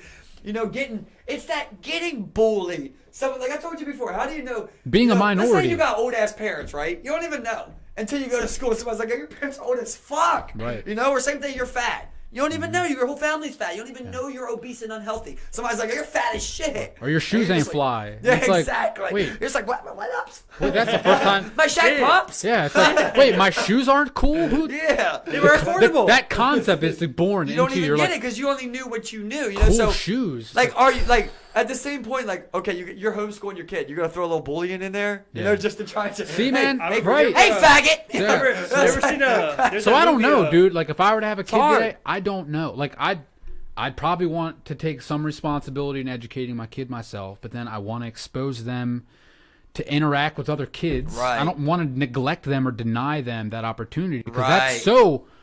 It's You learn important. so much by being around other people, Yeah, right? So it's social like, aspect to it. but I don't want someone else to be responsible for teaching my children certain things in life. Yeah. Now, Especially maybe key that's things. maybe that's the thing. We can pinpoint what teachers can be responsible for, what teachers shouldn't be responsible for. Survival lessons, Right. how to be a. But How then to, you get into, but different people have different parents, Exactly, right? dude. Where it's So like, it's just- okay, we're not responsible for us, but doesn't mean my parents teaching me it. so I don't want the government to like dictate. Like sex. Sex is one of those things, right? Where it's like, really, you would want your parents to teach you that. Your parents should teach the kids about sex. Yeah. But that's usually an awkward conversation for a dad and a and mom some to have parents with. aren't going to be good at it. Yeah, well, I mean, just naturally, Right? like, okay, I'd be great at talking to my son, but talking to my daughter's a little bit difficult as a Awkward, man, trying to explain what happens and how things work, and how they will take advantage of you And to your daughter, Enter your mother. But it's like, does that mean, yeah, exactly, that's what you imagine, but some might be a single dad, right? Yeah. But then to sit there and say, put that on the teacher? That seems like the worst thing to do, right? Yeah. Like, I'd rather somebody in the neighborhood teach you about sex than the teacher. Yeah, Like, so, it just man, seems like... That's a big question, man. So fuck. Like, It just seems like it's one of something the- I haven't even really thought about. So it's Yeah, kind of I mean, scary. It's I had, like like, having someone 1 ask me week- that. I'm like, oh. I had 1 week Yeah. of sex education. It was Miss Hudson Yeah. Your daddy and in Southeast when I was in fucking like 7th grade for like 1 week, bro. And I mean, we didn't learn nothing but like she put a condom on a banana, and that was it. We didn't put I condoms on a remember- banana. So Southeast did that? Southeast did Yeah. it for 1 week. Because For- Canton didn't do that for us, for man. 1 week. It was our science class. So I think she was like, I don't know, trying to teach us about it, but it didn't go well because we just kept joking, like she's putting the condom on a banana and we're just dying. Everyone laughing. knew shit. Everyone knew shit about it. Everybody- too. yeah, It was still but- too late. But it is important to make kids aware of that, man. I think before 7th grade because we can reproduce at 13. So Same. I think that you need to be aware years before you can reproduce And not only that, but it's hard to control your dick at that age. Man, it is is terrible. Yeah. your urges, Terrible. man. You really sit there and be like, I don't got, I don't. Steven, stand up and read this paragraph, please. Like, no, Yeah. please don't make me stand up. Dude, I have one of remember- these boners out of Dude, nowhere. I always talk about one of my worst times, bro. I legit jerked off one time in class, bro. A live class, Sean, bro. I legit jerked off in class, live class, dude. And that is no lie, bro. And I remember the whole That's time jerking hardcore. off that you should not be doing this. If you get caught, you're going to be the biggest joke ever in the history of this school. But you know who wouldn't let me stop? My dick. Yeah. And that was the end of the discussion, bro. I was behind a thick bitch, and that was it, I remember there was one time we were in the English class, man. I remember I'm chilling there. We just had like a final or a midterm or some shit, and I'm sitting there. My dick was hard as a bitch. I remember I'm just laying at my desk. And I'm just like, what the fuck? Please. And he looks over and he just like, oh, what are you doing? That's when you got to do the old waistband flip. Yeah, Yup. like, I'm just like, oh my god, like, what the fuck? Like, it's just like, It's like, you just got those urges, man. Every other animal's fucking way before 13. Yeah. Here we As are. soon as they can. We wait a while. And that, like, Yeah. Because there's like social implications and stuff as Well, well. we just have this, we have this conscious, that's the thing, that conscious where it's like, all right, we're not going to let a 30-year-old fuck a 13-year-old. Yeah, it's like an animal. You can be like- 13-year-olds fucking 13-year-olds is weird. So we're kind of stuck in this predicament where, we had to invent an age that you could basically have legal sex with who you want to. You gotta educate the kids because they're gonna do it anyway. And they're gonna do it anyway. You got parents just gotta get out the way, man. So let me Don't tell let me me to go get full away. circle. Now that we're talking about kids and education again. Remember how I asked earlier about courage and how That's right. can it be taught? That's a good question. Right? That's a good question. You know, because it's How an do you it's an teach interesting courage, concept. How do you teach it though? That's the thing, right? Where I feel like, can it be taught? Yeah, it's not in a school. You know, not in a classroom, let's say. Maybe in the hall when you get checked up by 3 guys in the bathroom or something, you know. Then you can probably learn some courage. Yeah. Like, I think about where did my courage come from? It just came from life experiences. I go through it about all the time, you know.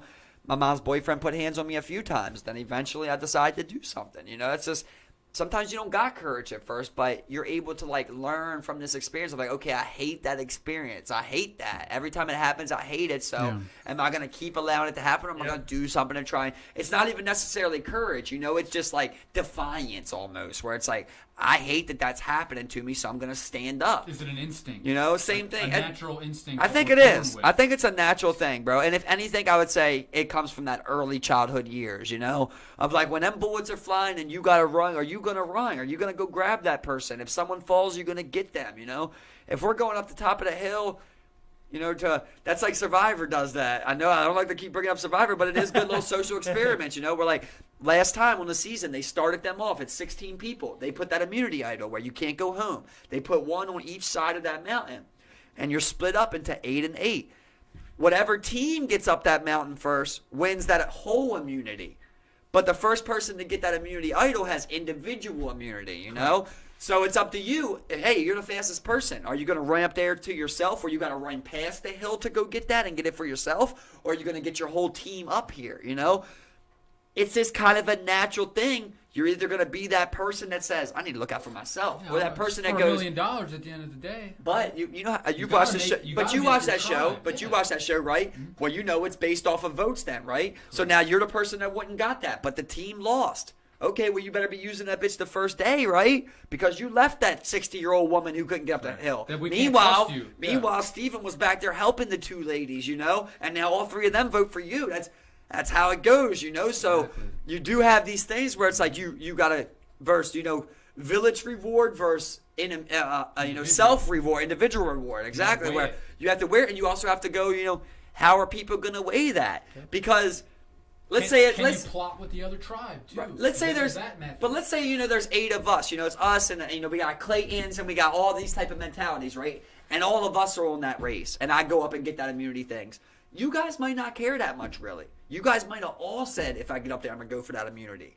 But then when you're with certain people, that's why social experiments are huge. Be a good actor because you got exactly, bro. Sometimes it is, and not only you're not always acting for a bad thing too, right? Where it's like right now I don't know you, I gotta get along with you. Well, I can't treat this 60-year-old woman how I treat Sean. I can tell Sean, get the fuck up the hill. Come on, let's go. We need to win. Yeah, where with this lady, it's like. That's not going to do it. I literally got to help this lady up there and be like, you can get it, Susan, you know? Like, Susan, that's just, I'm Susan. acting. That's not really who I am, but that's what's good for the tribe at that time, you know? That really is who I am because I'm willing to do that for the tribe, you know? That's how I look at it. And you see all throughout it. Like, I showed you that last episode we was watching where it's like, they're all in there like, we don't want a leader. And then, you know, the guy Jeff's like, choose a leader. You vote him. Everybody votes for him. He's like, I'll be the leader. One day later, he's like, I don't want to be the leader no more. You know, all of you guys. Stressful. He's like, all you guys are older than me. Why would I be the leader? You know, because now he feels like they put that title on him to sacrifice the youngest, basically. You know, the chopping block. Yeah, you know, it's like I'll put a 10-year-old in charge of the treasury. That way, if the money gets fucked up, I'll say that idiot fucked up. He'll know shit about finances. I mean, dude, that's how handlers, the true arbiters of power and control, have always done it. Puppet leaders. Dude, even like rappers, they keep an entourage. If I get caught with a gun, you think Lil Wayne's taking the charge? You take the heat. He's taking the charge. I'm gonna pay your bail. I got a band waiting for you when you come home. You know? I got a house and some girls ready for you. Well, as soon as you get home, I got you. That's how with gangsters. That's how it's always been. You know, that's what that is. The problem is when you just realize the power in numbers, and that's what you really do with that show. Where it's like, dude, if 9 of them, you can be the strongest person there, but if there's 8 people weaker than you, it's kind of bad for you. You know, it's now like they're more savvy, like politically. You're a target. They're politicking, and you're just muscle. Yeah, exactly. You're neglecting a whole aspect of the game, bro. And it's like that's why like everybody on there is always afraid for people to be alone. Because like they're gonna undercut you and go off of it. The physical studs usually thrive, but then they're always Like, Yeah, they get chopped they out. keep those people when they're on teams, Exactly. right? Because you want to win team immunity, and you need these Then studs. individually, and then once they gone. merge, and it's best 10 for themselves, you don't want that stud no more. You know? Yeah. And I've seen where they usually eliminate the black guy because he's the most athletic. They'll come up to him and they're like, "Look, we think you got a good chance of pretty much winning every individual immunity." You know, so basically it's saying like, are you going to get to eat first every time? Now I can start talking to people, you know, like why does he get to eat first? A little bit? Why does he get to eat first every time? That's why I was talking to you last time about that very downside of like never, you know, the people following you never feeling like you're using them or abusing them. You know, you got to really lead Why do you by get example. the biggest tent? Why do you get the biggest? You PP? see that all the time, you know, where it's like a guy takes an extra scoop. Why am I sleeping in the dirt, bro? And Yep. you get a cot. Yeah. You know, like the best leaders are willing to suffer with their men. Exactly. Or suffer. Bro, exactly. Look, I've done everything that I'm asking you to do. Everything that I've asked you to do, I haven't already done it, or I'm not willing to do it myself. Mm-hmm. It's like the two pictures on leadership. It's like a guy standing on the rock, everyone's pulling it, and the guy's saying, "Pull harder," right? And or the other form of management where he's like, "Look, tie these ropes this way. I'll help pull. You push." Yep. It's like different leadership And styles. leading by that example. Yep, exactly. And that's the beautiful thing is when you run into those type of people, that's when you really see progression. And that's the type of people you need when you're in war. You know, that's what you want your army captain to be like. That's like Hell Week in Special Forces, right? It's like a 12-man team, but they say, all right, you guys need to get all of these items to this location. Have fun.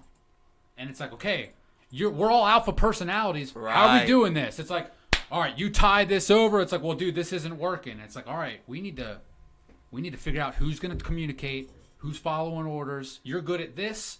12-man teams, bro, they break out. You're good at this skill. You're good at this skill.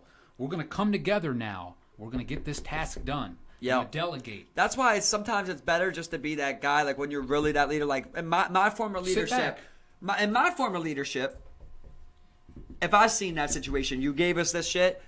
For me personally, I'll tell you what I'm gonna get, and I'll take the hardest thing. What's the heaviest thing there? I'll take that. That's what I got. I'm not gonna tell you what to get, but I'm telling you I'll take this heaviest thing there. That's to me how you lead, you know? Where it's like, bro, I got this. Hey, and if it comes to the point where, you know, your shit ain't that heavy, you can help me with this heavy shit then. But you always got to set that example. And when you live like that, bro, that's when, and you got good men by your side, that's when, you know, I do that for 2 miles. Sean come to me, hey, switch.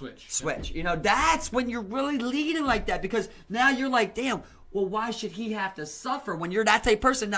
Why should he have to do it all? When you know? they buy into the team mentality. You buy into that especially. team mentality, man. You take that break like that. Okay, you can rely on these people, man. So that's the difference between like large organizations of like the military war, right?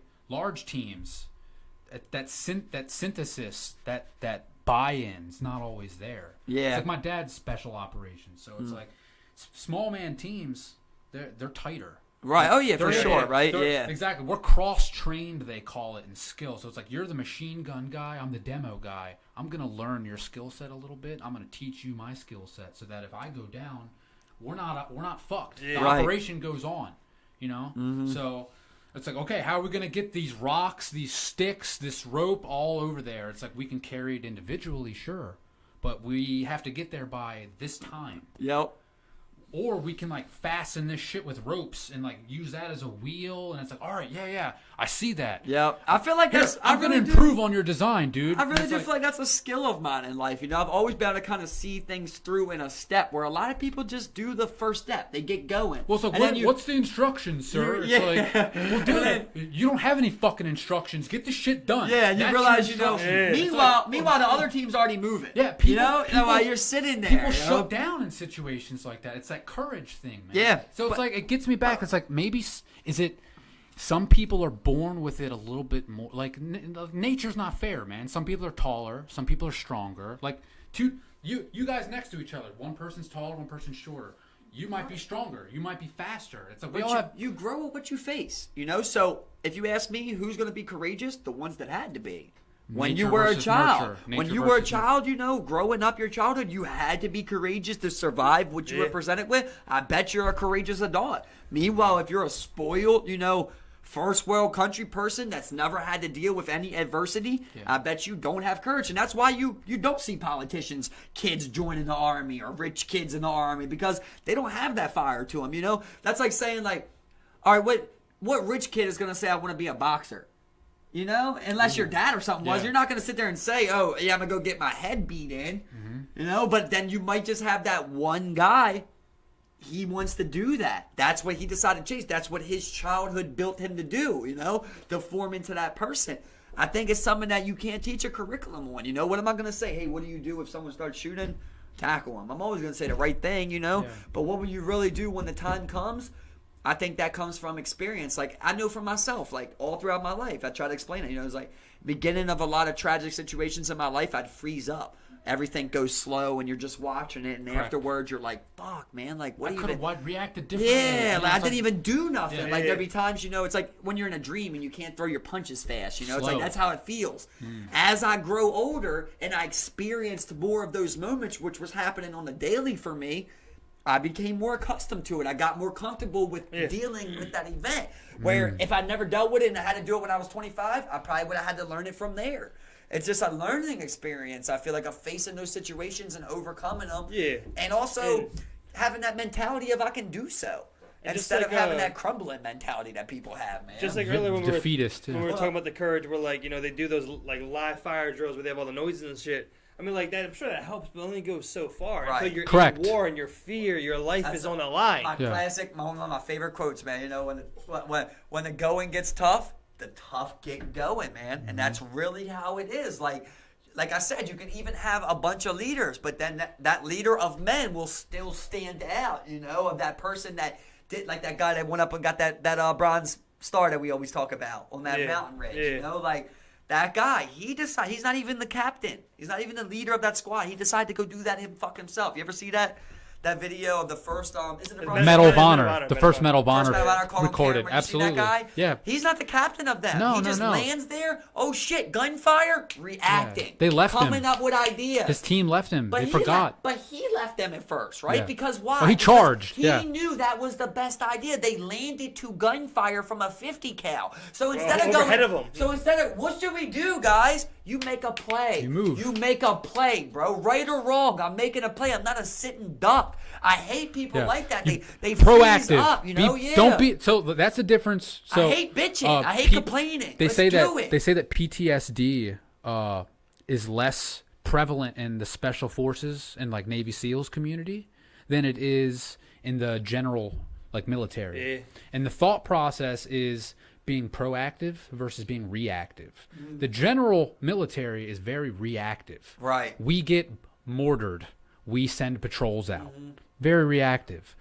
Proactive is we have forces. We're going to go do fake raids, and then we're going to land over here, and then we're going to raid this village where they thought we were attacking. Right. Proactive versus reactive. It's always harder to react. It's less stressful for your brain when you're like going through traumatic experiences. Apparently, like it's less impactful on you in the long run. So there might be something to that. I don't know. Well, I watch a lot of like those stick-up videos and shit, and you just see so many people who just fetal position it up, man. And I mean, you see the craziest shit. Like the robber might sit his gun down on the table and walk away. Person just won't grab the gun, you know? How many times you hear about like kidnapping victims? They're stuck in the house for years. Stockholm syndrome. Exactly, yo. Plenty of chances to run away and just won't, you know? Just fall in love with the captor. That's what this government has done to people. We fall in. It's Stockholm syndrome. We fell in love with it. Yeah, it's Stockholm syndrome. We fell in love with this entire system, and we convince ourselves that like we're in control. I can go to the store and just eat. I don't need to hunt or that's fish. What I always tell him. I'm like, it's like the Truman Show, you know? It's like, oh, I'm afraid to go over that bridge. I said, really? It's not even a bridge, you know? Yeah, but we always told you go to that bridge, you die. You go over that bridge, you get cancer. You know, it's like that's how they treat you, man. You fall off the earth if you sail too far. And eventually, you just believe it true because everybody believes that. It takes. What did we say with Columbus? There's big fucking balls to say. Cojones. I'm going. That's right. I'll do it. You know, I'll do it. I believe that. Yeah, Send me. If you look, like, you know, I mean, the sentiment seemed to have changed, like, you know, I mean, right after, like, the Vietnam War, you know, you get into, a lot of corporatism, you know, right after the Vietnam War, leading up into, like, the 70s, the 80s, And then you get, you've had rappers, throughout, since the beginning of their, inception, where like they've been very critical of the government, and then you see that kind of bleed over into like grunge music, Rage Against the Machine type of deal, where like, they're against the corporate machine, they're against America as a government. Whereas up until that point, Americans have been relatively political. And patriotic. And not only that, but like their standard of living, they're living what they were doing back then was a lot higher standard of living. You talk about it all the time. You feel better about it, You talk about it all the time. Coming off of the Revolution, coming off of World War I, World War II. Yeah. People had a patriotic sense and wanted to do good by America. And it really was Vietnam, where you kind of first seen that bit of like, you guys are kind of willing to just push your own agenda to whatever limit you need, and then you come up with Iraq next, And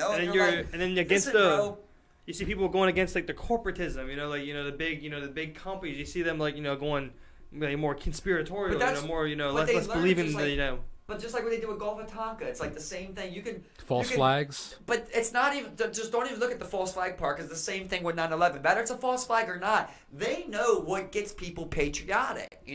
Like when you talk to people, they're like, "Bro, once they did Pearl Harbor, everybody joined, and we're joining up." Because fuck that, you ain't doing that to us.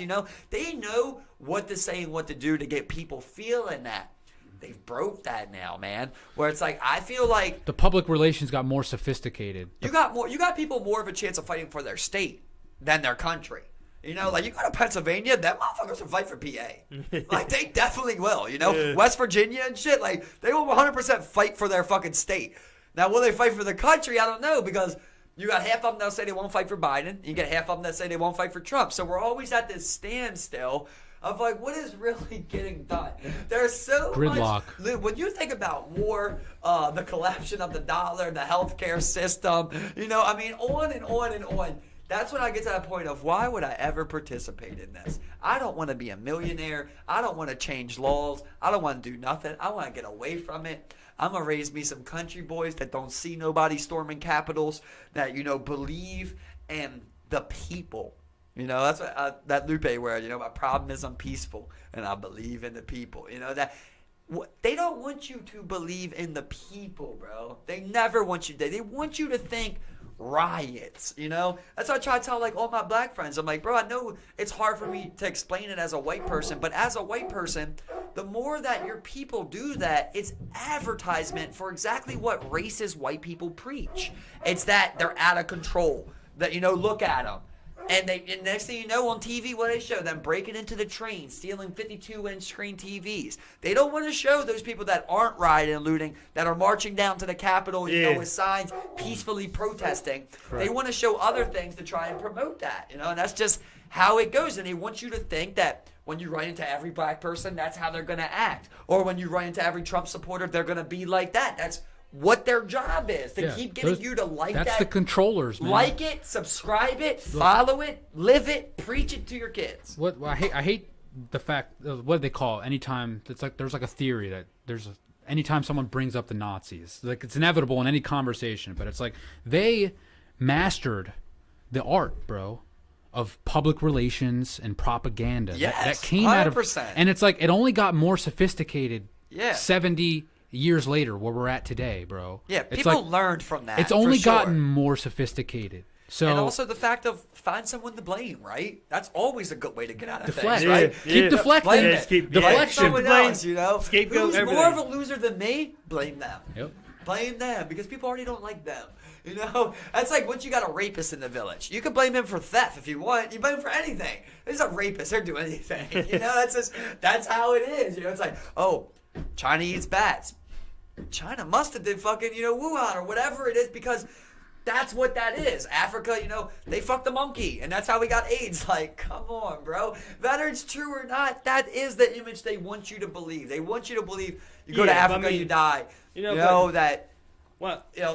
is, going to be aggressive, that, all Christians are going to rape. Like, they want you to believe the narrative, man. When I think about, the rioting and stuff, like to a certain extent, I have to agree with a Malcolm X style approach, where it's like, when you are constantly on the bottom, when you're constantly getting kind of kicked around, it's like, there's some point where it's like, as people, you need to take a violent, you may have to take a violent stance. But Martin has a point though, where it's like the more you do it, the more you kind of buying into what you're fighting. You know, like it's like Well, I mean- look at how violent they are to us, and then they see you being violent. It's like I get what you're saying because I'm the first guy for consequence, and I'm with that idea. I like that idea, Yeah. but you do get Martin's argument where it's like, well, if you're trying to destroy that, how do you become that? You know, but it's all about optics, right? And the public relation. Yeah. What optically is more powerful?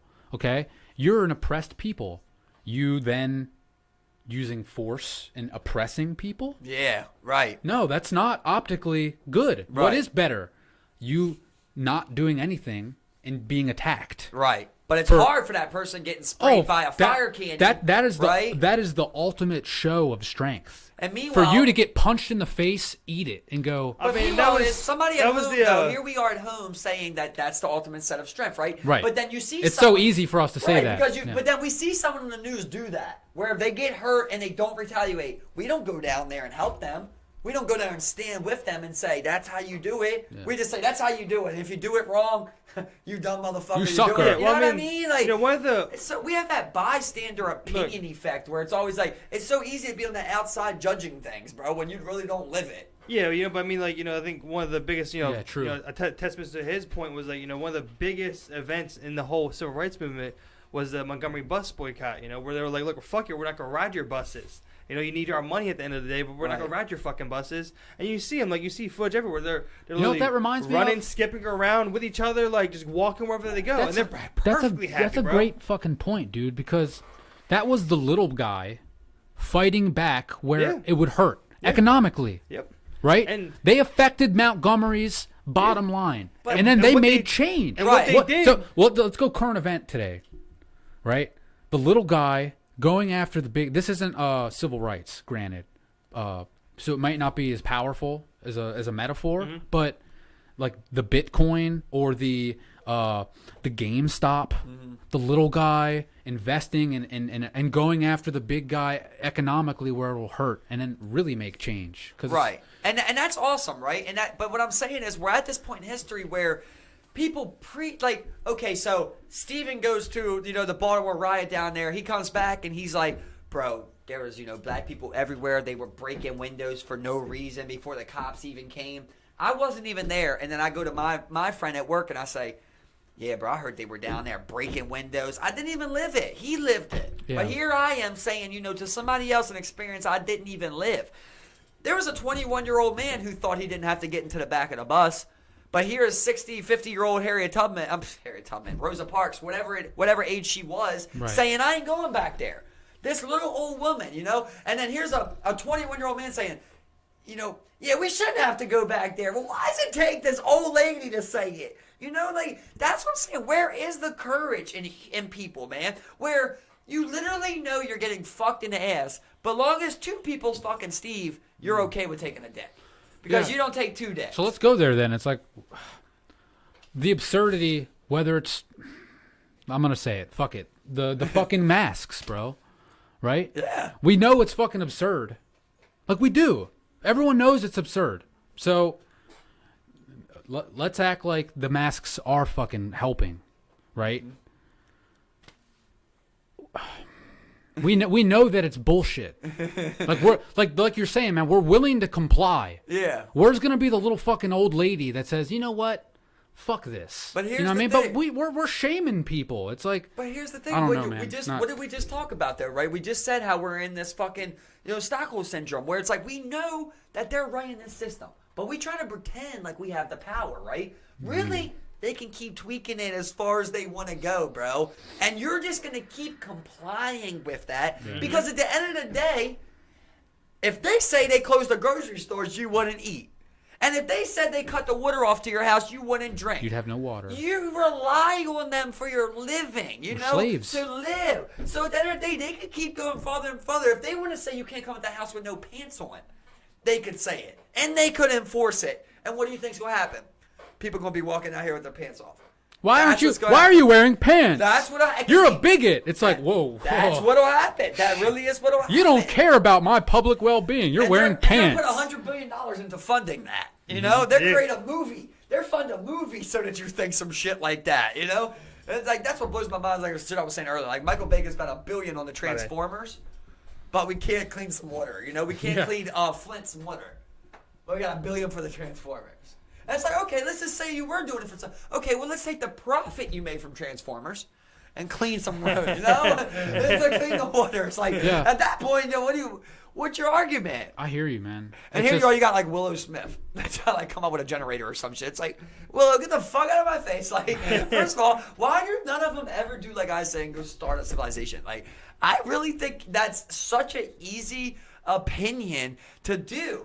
But it's like, are all of you pussy, or does someone tell you couldn't? That's what I always wonder. Like, why doesn't Will Smith start a city? So are you right? Do you ever look up like the Zeitgeist movement back in the day, or the Venus Project? No, I've never heard of it. Man, so this was like from 2009, 2010. There was like this YouTube video. It was huge, man. The Zeitgeist movie, man. It was like 3-part YouTube before like YouTube was bought out by Google. That was like the conspiracy video. It was that's like what we're talking about. Everything from the beginning. Yeah. Exactly, dude.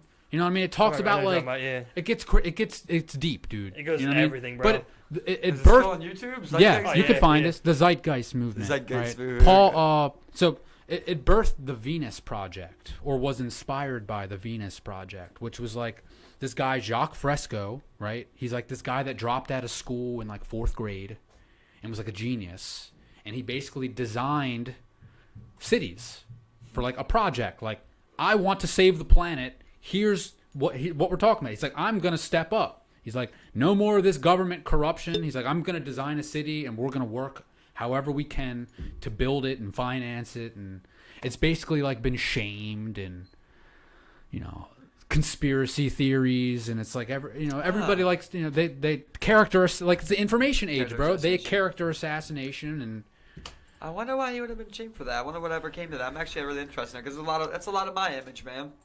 You should look into it. It might still exist, dude. The Venus Project. I don't know if it's developed further. Like, I went through like my own kind of discovery process where I went through like resource-based economy. You know what I mean? Like this shit. I think it's gonna come back. See, the scary thing. So this is kind of like my image, but the scary thing is like it's like a utopian city. You get to this point of modernization though, where people come disconnected with human life, man. You know, where it's like, what is a utopia city for you? I mean, it's up to everyone, right? For me, like a utopia city doesn't mean everywhere I go is a kiosk. I like talking to people. I would like to talk to my baker. I don't want to order my bread off of a kiosk. Not automation of everything. Exactly. Right? So it's like that doesn't mean necessarily utopia to me. Like the way that I see my utopia, it's all about human connection, man. It's not about the resources you necessarily offer in that spot. Of course, I want it to be fun. I want it to be these things, but more importantly, I want you to come to this place and go, whoa, I never felt that before. Not I never did that before, but I never felt that before. I never felt like a stranger could care about me like that. That someone would give me that opportunity without having to give them anything, you know, in reverse, basically. That's the thing we talked about, you know, is like if you could get, let's say 25 acres, just being able to offer anyone, say, you know, we go there, we move, let's say we're in Montana, and be able to say, hey, Sean, bro, you can move to Montana tomorrow. You got your plane out here. You get a ride out here however you want. We got a plot of land that we will give you for free, man. We will help you build that shelter. We will help you build whatever you want. You know, we have amenities here to make this area fun. All you have to do is contribute to the group effort.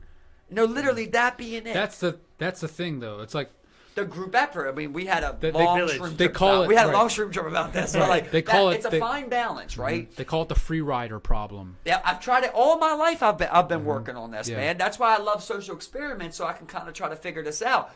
Good thing is, like, when you find someone that you relate to, like how I do with Steve, you know, we're able to kind of have the same mind. So it's like, I know, okay, well, if I feel like this, what do you think about? All right, now we're both on the same page. Well, if that's happening, then we're probably right on how we feel about this person.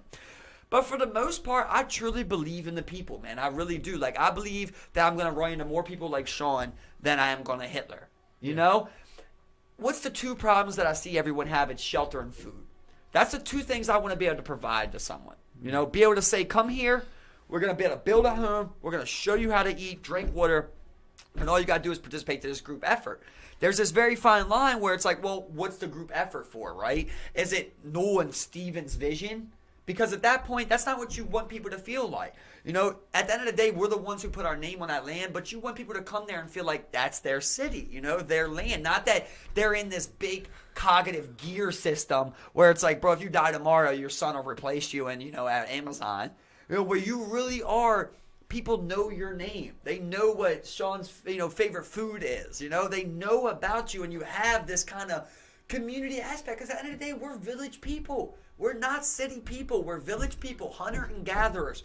Sometimes the simple things are what make you the most happiest. You know, you run into I always talk about with Steve, like with country boys, country people. You run into them, and here we are in the city, like, dude, you don't know what, you know, you don't know what a Tesla is, or, you know, you don't got a phone. And it's like, these motherfuckers are running butt naked through a cornfield with no shoes on, and they're telling you stories of how they were in, you know, their utopia. It's the happiest day of their life when they got a wingworm down at the creek.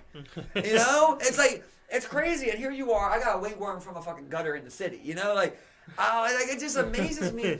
People don't realize, why is it that they create so many You don't got things, worms, right? bro? You don't got worms. Why is it, right? We've already reached this point where you have so much tech, you should be happy. You should be a happy person, right? But they keep trying to create something else. Because at the end of the day, they don't want you to find out the curtain, bro. They don't want you to pull that curtain down and realize no one needs to make something for you to be happy. They don't want you to know. Happiness is the grind. Not only that, but it's the human things that you don't experience, bro. You don't even know. I mean, you might know. You're probably more outdoors than us, but like I picture when I see my first Rocky Mountain, I'm gonna cry. Because I don't know what that feels like. Oh, right. That in touch with nature like that, bro. And what they don't want me to know that. They don't want me to take some mushrooms and go into the Rocky Mountains and think about my life. I've been in the valley. You haven't been off the porch, bro. You know what I'm saying? That's what I'm saying, you know? They don't want me to think those things, though, man. They want me to say, grab the newest phone. Here's a new social media site. Here's a new movie. They want me to be focused on them things. They don't want me. What I tell you the other day, I'm like, they got me focused on these other things. I can't refine these ideas in my head because I don't get time to, you know? The only time is like when I escape through a psychedelic. If I was in some valleys on my own land, I could ponder these things, you know, in a sober mindset of really like thinking. As you're cutting firewood. Yeah, exactly. And you're like, talking, oh, wow. you know, and saying, what do you think about this, Steve? What do you think about this, Sean? You know, being able to work on this as a group effort, taking other people's opinions as heavy as I take mine and really showing that through my actions that like, look, yes, I put this in place, but at the end of the day, like, every person that come here counts as much as the first person because you need these bodies to be able to like create this kind of mindset that you're trying to change, you know? Like, why would, if I look at like, at the end of the day, right, you can run into somebody in your block where you're like, you go to this person, you're like, that's a fucking idiot, bro. He's always out there yelling at the kids, you know? He yells at kids for going on his lawn, playing football. The motherfucker's always bitching about cars parked or something. Like, you know that motherfucker's a dickhead, right? He's got a kid. You send your kid to the same school he sends his kid to, bro. Your kid is learning from this. You're established this guy's a dickhead. And now you're sending your child where his offspring are. Where do you think his child's going to be? I'm sorry to say it. A dickhead, bro. It's going to be. Chances are. And now you're putting your child in that same. Meanwhile, I like who Sean is. I like who Steven is. I want my kids to be around people that I think have good spirits, you know? Instead, like, you put them in the same evil. You sit there and talk shit about this city all day long, but then you participate in it over and over. Like, it just blows my mind with people, man. I don't know how people can convince themselves that they're happy in this. Like, I feel like it's all a facade. You just can't admit that you wasted your years. You can't admit it. So instead, you just keep buying into it, like, keep accumulating, keep pursuing that next thing that's going to make you happy. It's like homeostasis, bro. Yep. You never achieve homeostasis. It's always the pursuit. Your body's always trying to get homeostasis and balance. You never get in balance. Right. Ever. It's a figment of our imaginations, bro. You know, just like that's a Super Saiyan mode, yo. Yeah, happiness, man. What oh, if I get this, I'm gonna be happy. It's like, dude, like you said, that's a facade. That's a dream. That's like an illusion that we buy into. And that's consumerism people, at your finance. And all right there. those people that have those, you run into them and they're miserable. They're miserable people, or they're not straight up fun people. Yeah. They're not a fun. All they think about is work or and something. It's like the simple. And you're like, dude, I want to go to the fucking bar tonight and dance on a dance floor. Like, I don't dance. I got numbers to rhyme. Like, okay, you're successful. But what do you have? I know a man. But then Cletus is happy walking to the waterfront. I know a man, right, who's a millionaire, who has a beautiful house that you would envy, bro. You go there, his wife's left him. He has no children. It's these things like, okay, bro, when you die, who do these things go to? You don't even have someone to give it to. You've accumulated all of these things for what? So when you die, they can sell this property to someone else? That's all they're going to do. Like, you don't even have a legacy. What improvement can you really make on the world if, like, you didn't leave that everlasting impact? I look at that man like a good man. He's a smart man. I think he has a good head, a good heart. He will leave no impact on the world because no one will spread his knowledge. His wife won't tell of him 20 years after they're divorced and he's moved on. He has no children to carry upon his name. All you have is these friends who thought just like you did. You were all in the same group already. Your thought pattern never expanded past that house in Essex. Yeah. That bubble. That bubble, that bro. Confirmation that little bubble where you were comfortable at, where it's like, oh, bro, you got a new massage chair? Yeah. Like, yeah, I got a new massage chair. Sick. Like, sick, bro. Oh, new car. Oh, wow. New TV. Wow. Like, you never get better at boxing if you don't spar other people. Right? Yeah, exactly. You can spend all the time drilling and exercising, and getting in better shape, shadow boxing, but if iron sharpens iron, they say, right? Yep. Until you go and spar another human being, you're like, all right, what am I capable of?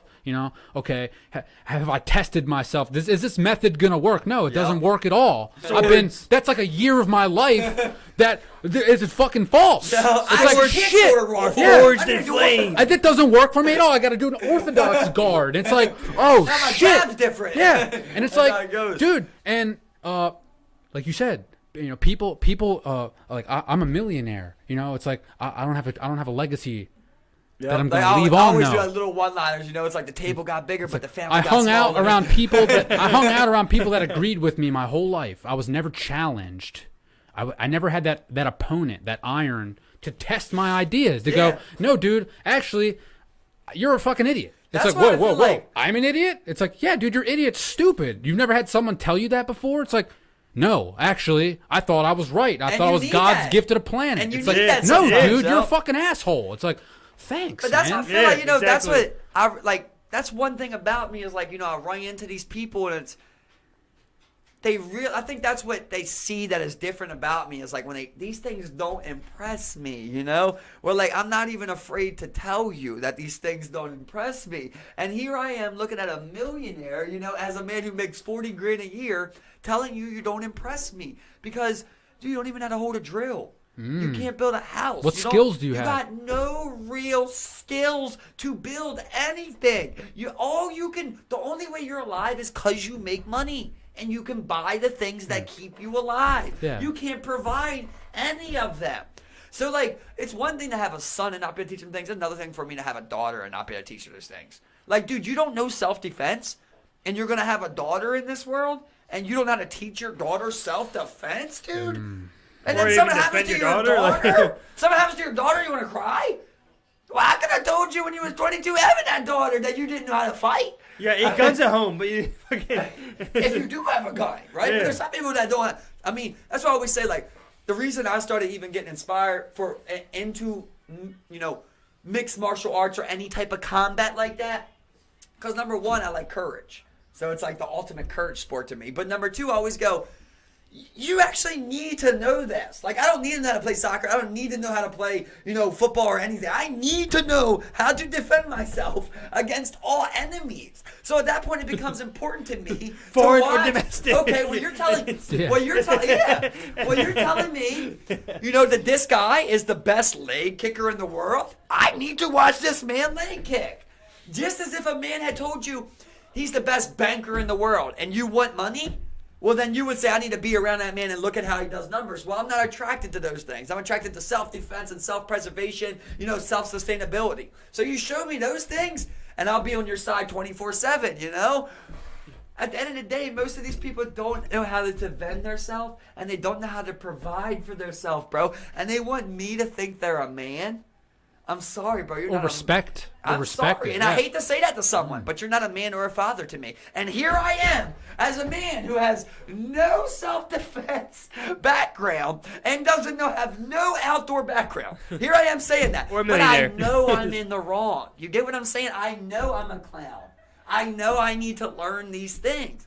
These other people are in this facade where it's like, you think you're going to be able to, what people do, go their whole life never knowing how to hunt an animal. Yeah, I've achieved. I don't need to learn Yes, anything sir. else. I It's make like, $100,000 a year. Why would I ever? I got so much meat in my freezer for 3 years. Why would I ever have to worry about learning how to hunt? Like, man, the privilege that comes with that. But God forbid one day this whole facade falls down and crumbles, right? or God forbid something happened, man. A cataclysm, a catastrophe. Anything. I you love know? that word. Anything, dude. It's like all of a sudden your town. EMP, power grid down. It's like, it's like your water slide, town. national disaster. Flood, bro. It's like you're trapped. They just had that one town in Florida where they tried to hack the water system and poison the people. Correct, man. in Tampa for You the know? Super Bowl. That just happened. Wow. There was like Somebody, that was real? There was a terrorist attack, Yeah. basically. Wow. They tried to hack into the water system and fucking poison people and Yeah. shit. It's like, what are you gonna fucking That's do? smart. They like tried to poison the What do you water do? supply Yeah. or something Nice, like that, right? try. You're gonna Nice try, Taliban. Yeah, you know what's We've gonna already happen? poisoned our water. you're gonna end up in that fucking Don't do government. no Percocets in You're there. gonna end up in that government rations line that spans 5 fucking miles for some water. Yep. That's what you're gonna be doing. Meanwhile, the same people who did it in Puerto Rico. Meanwhile they got fucking warehouses full of fucking water that never got distributed. It's like that's what you're fucking waiting on. I'm about to start a This fire, is what dude. you're fucking waiting on. You're waiting on these guys, the bureaucrat shithole that takes forever to do any fucking thing. Correct. So, what else are we going to do but go, you know what? We can't find anyone that wants to teach us these things. We're going to throw ourselves. Go Here learn we it are. yourself. We want to know it. We're going to go out there. We're going to fucking learn it by ourselves, man. Trial We're and in the information age. The information's there. Exactly. We have Right access here. to it. If you choose to use People it. use Exactly. This, people use this fucking thing all day long to beat your dicks and post statuses. But God forbid if you actually want Look. some knowledge. That's why, I hate being that condescending guy that's like, Google it. Yeah. Because I hate being that guy, but I'm like, bro, you want to know something? Like, it's one thing for me to be like, oh, bro, I wonder if, there's any real sightings of Slender Bro. Man. You're not going to Google something like that. That's like a ha-ha, I wonder. Yeah. But, hey, I wonder, how much Corona is worth as a company. Look it up. Get to the there. bottom of it. It's You want there. to know it, bro. Not only that, but basic shit that's scary because it's the unknown. A lot of people won't fuck with electricity. But you can Yes. go and find Great point. the most basic color coordinated Yes. electrical diagram that you can be like, okay, there's a fucking red wire, there's a black wire, this is where it goes. You can it's just buy whatever you want to buy. Say it's a fucking solar system setup. R7500. You go right on YouTube. R7500 installation, and there's a fucking video copy it, bro. of somebody Just step copy it. by step fucking doing it, man. Look, I did not know how to build a computer. I literally watched the fucking video where I just pretty much rewinded it, kept going back and forth, just followed the steps and fucking did it. That's all it fucking takes. Just copy the Everything steps. from the We- simplest Copy thing the to the steps. hardest thing, bro. We have at our disposal the means to free ourselves. Yeah, 100%. But instead, it's a double-edged sword. It's also has the capacity to enslave us. Yeah. Cat videos. And what are the exactly? You could type in free Harvard classics, and you could read from Socrates to Aristotle You could look at to Yale classes. to Machiavelli. Yeah. You could for a society hold up. we could free ourselves, but No. instead cat videos. Yep. Not only that, Yep. but you have these cool motherfuckers who are out there. They're like, look, I'm gonna teach someone how to do something on a YouTube video. Yeah, Yeah. how to fix your car. Most people are like, then what did they all say? They're like, I was YouTubing trying to find out how to do this. There wasn't one, so I made one. What a fucking blessed soul right there. Let me tell you what's God pissed me damn. off so much, right? Especially with women, bro. It's with guys too, because you have friends that look up to people. But I'd be in groups of people, and you'd have that one guy that's like, I wonder what would happen if a lion fucked a goat. And everybody would be like, bro, everybody in the group, all the bitches would be on this guy and be like, he's so different. He's always thinking about this stuff. He's smoking a little weed and talking about shit like that. And here I am, actually going home, typing in, can a lion mate with a goat? Figuring out which species can mate with other species. For example, but actually doing the research and coming at you with fact. And it's nerd. But this fucking random guy that's just Yeah. Stoner thoughts. The girl on top. You can't get pregnant if you're on top. Yeah. And it's like, oh, then I'm like, well, actually you can. You know, you're still gonna hit the egg, and they're just like, shut up, fucking nerd. Always gotta be right about everything. Yeah. You know? That's how it Either is. that, Like, bro. they shame you for being smart in today's society. You can't be too smart. You can't be too dumb. Well, You see, gotta be like- like just where they put you at. Just like Just nowadays, blend in. Be the chameleon. Know enough how to operate something, Just but keep- not how to create it. Just keep your head down. Yep. Nowadays they tote around their fucking like information like it's some like fucking big dick swinging like style where like you have people like that one scene out of fucking Goodwill Hunting where the dude's just like regurgitating the book and he's just like, do you have any thoughts of it on your fucking Yeah, own? at the therapy session. He just at the bottom of the Yeah. bar scene. Yep. He's Oh, just yeah. regurgitating the fucking material that he read. It's like you Right. don't even there's a difference between being illiterate and like comprehending something. Yeah. You know what I'm saying? And He's Just like, like we he's were- like, in next year, he's like, you're gonna be quoting Walden to me Yeah. and about how, you know, Eastern Orthodox, really, you know. Exactly. Yeah. That's what we were just talking about. He's another like, you day, have how, no like, original thought of your own. People Yeah. always try to like undercut you with knowledge. Instead of wanting to teach you, it's always like an undercut. You know, like you can be like the most informed man on how like Corona beer bottles are made, and then it's like you say all that, but here I am. I know too how they're made. As soon as you get done, it's like, well, actually, you said the labels were from Tijuana, and they switched them in 2013. They make them in Guam now. Gotcha. So, Yeah. You were right, but you know, like. But I'm cooler. Instead Yeah. of like saying it the way you would teach someone, like, yeah, man, that is true. They used to do that, but now they do it in Guam because of this. You know, when really I'm saying, teaching turning someone, around. you use it in this condescending manner of like, look what I know. That's what I'm saying. Like you're turning around like your big fucking knowledge dick, man. So- it's like what it is. Yeah, exactly. Maybe it's like genetics, right? Maybe courage and empathy. We're all born with. Some people have a greater disposition than others to be more empathetic, Yeah. or to have more courage. But maybe it can be taught. You know, like if you teach a kid empathy early. You know, like kids at sponges. That's why the government has such an interest in getting a hold of kids. Of getting a hold of kids, because that's where they're the most impressionable. Right. You can teach them, don't listen to your parents. And how many Your times parents as a don't kid, know what I you're talking about. Everybody's childhood is different. Like, but for my childhood, like, I never once got told, like, well, think about if you was him. See it from that way. Yeah. I never, like, my Empathy. parent didn't. I had my mom with me. Like, she didn't have the empathy or like the mental power to do something like that. You know, it was like. You see, you know, a person at misfortune, you laugh at them or you would make fun of them or be like, ha, you know, you walk past them. Like, my mom was never like, think how he feels, you know, or type like that. Not saying she was a bad person, but she didn't have that type of mind where, like, And that's just a lot of thank that God. generation, I think, too. But thank God, like, my mom's not like that, but my firstborn sister's like that. So as I got older, you know, my sister was able to instill me with that of like, you know, I remember, you know, I'll tell you a funny story where I learned a lot at when I was younger, right?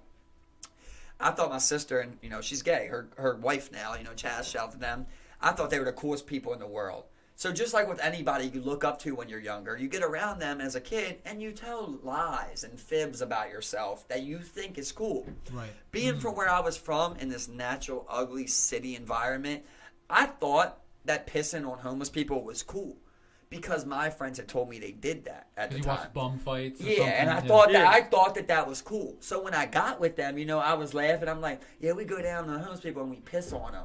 And I had never done that to anyone in my life. Still, I'd never They're done. like, what the fuck? I know. Yeah. That's exactly how my sister actually was like, that's not funny. They're like, or wait, you cool. go like, and I piss was like, on- what? I was like, wait. I was like, I pissed on them when they're sleeping right away. You know, and they're like, that's not funny or cool. They're like, that person's outside, you know, cold and sleeping alone, and you come up and piss on them. And here I am on a lie that I told, trying to look cool. Now it's like I can't even go back and say I was lying, you know, because then I look like that guy. You know, I'm like, The psych guy. and like that was like the first person ever in my life to be like, you know, well, to challenge you. to think like, well, you think that that's okay? Like, how does that person feel about that? You know, and just that little bit. I still here. I am 20 years later, still able to revert that story to you. I can still remember exactly when it happened. It's when we were going to 5th grade and we were all going our separate ways. That last day, we caught the bus downtown. We met those homeless people. We were going to throw stuff at them, but it started raining.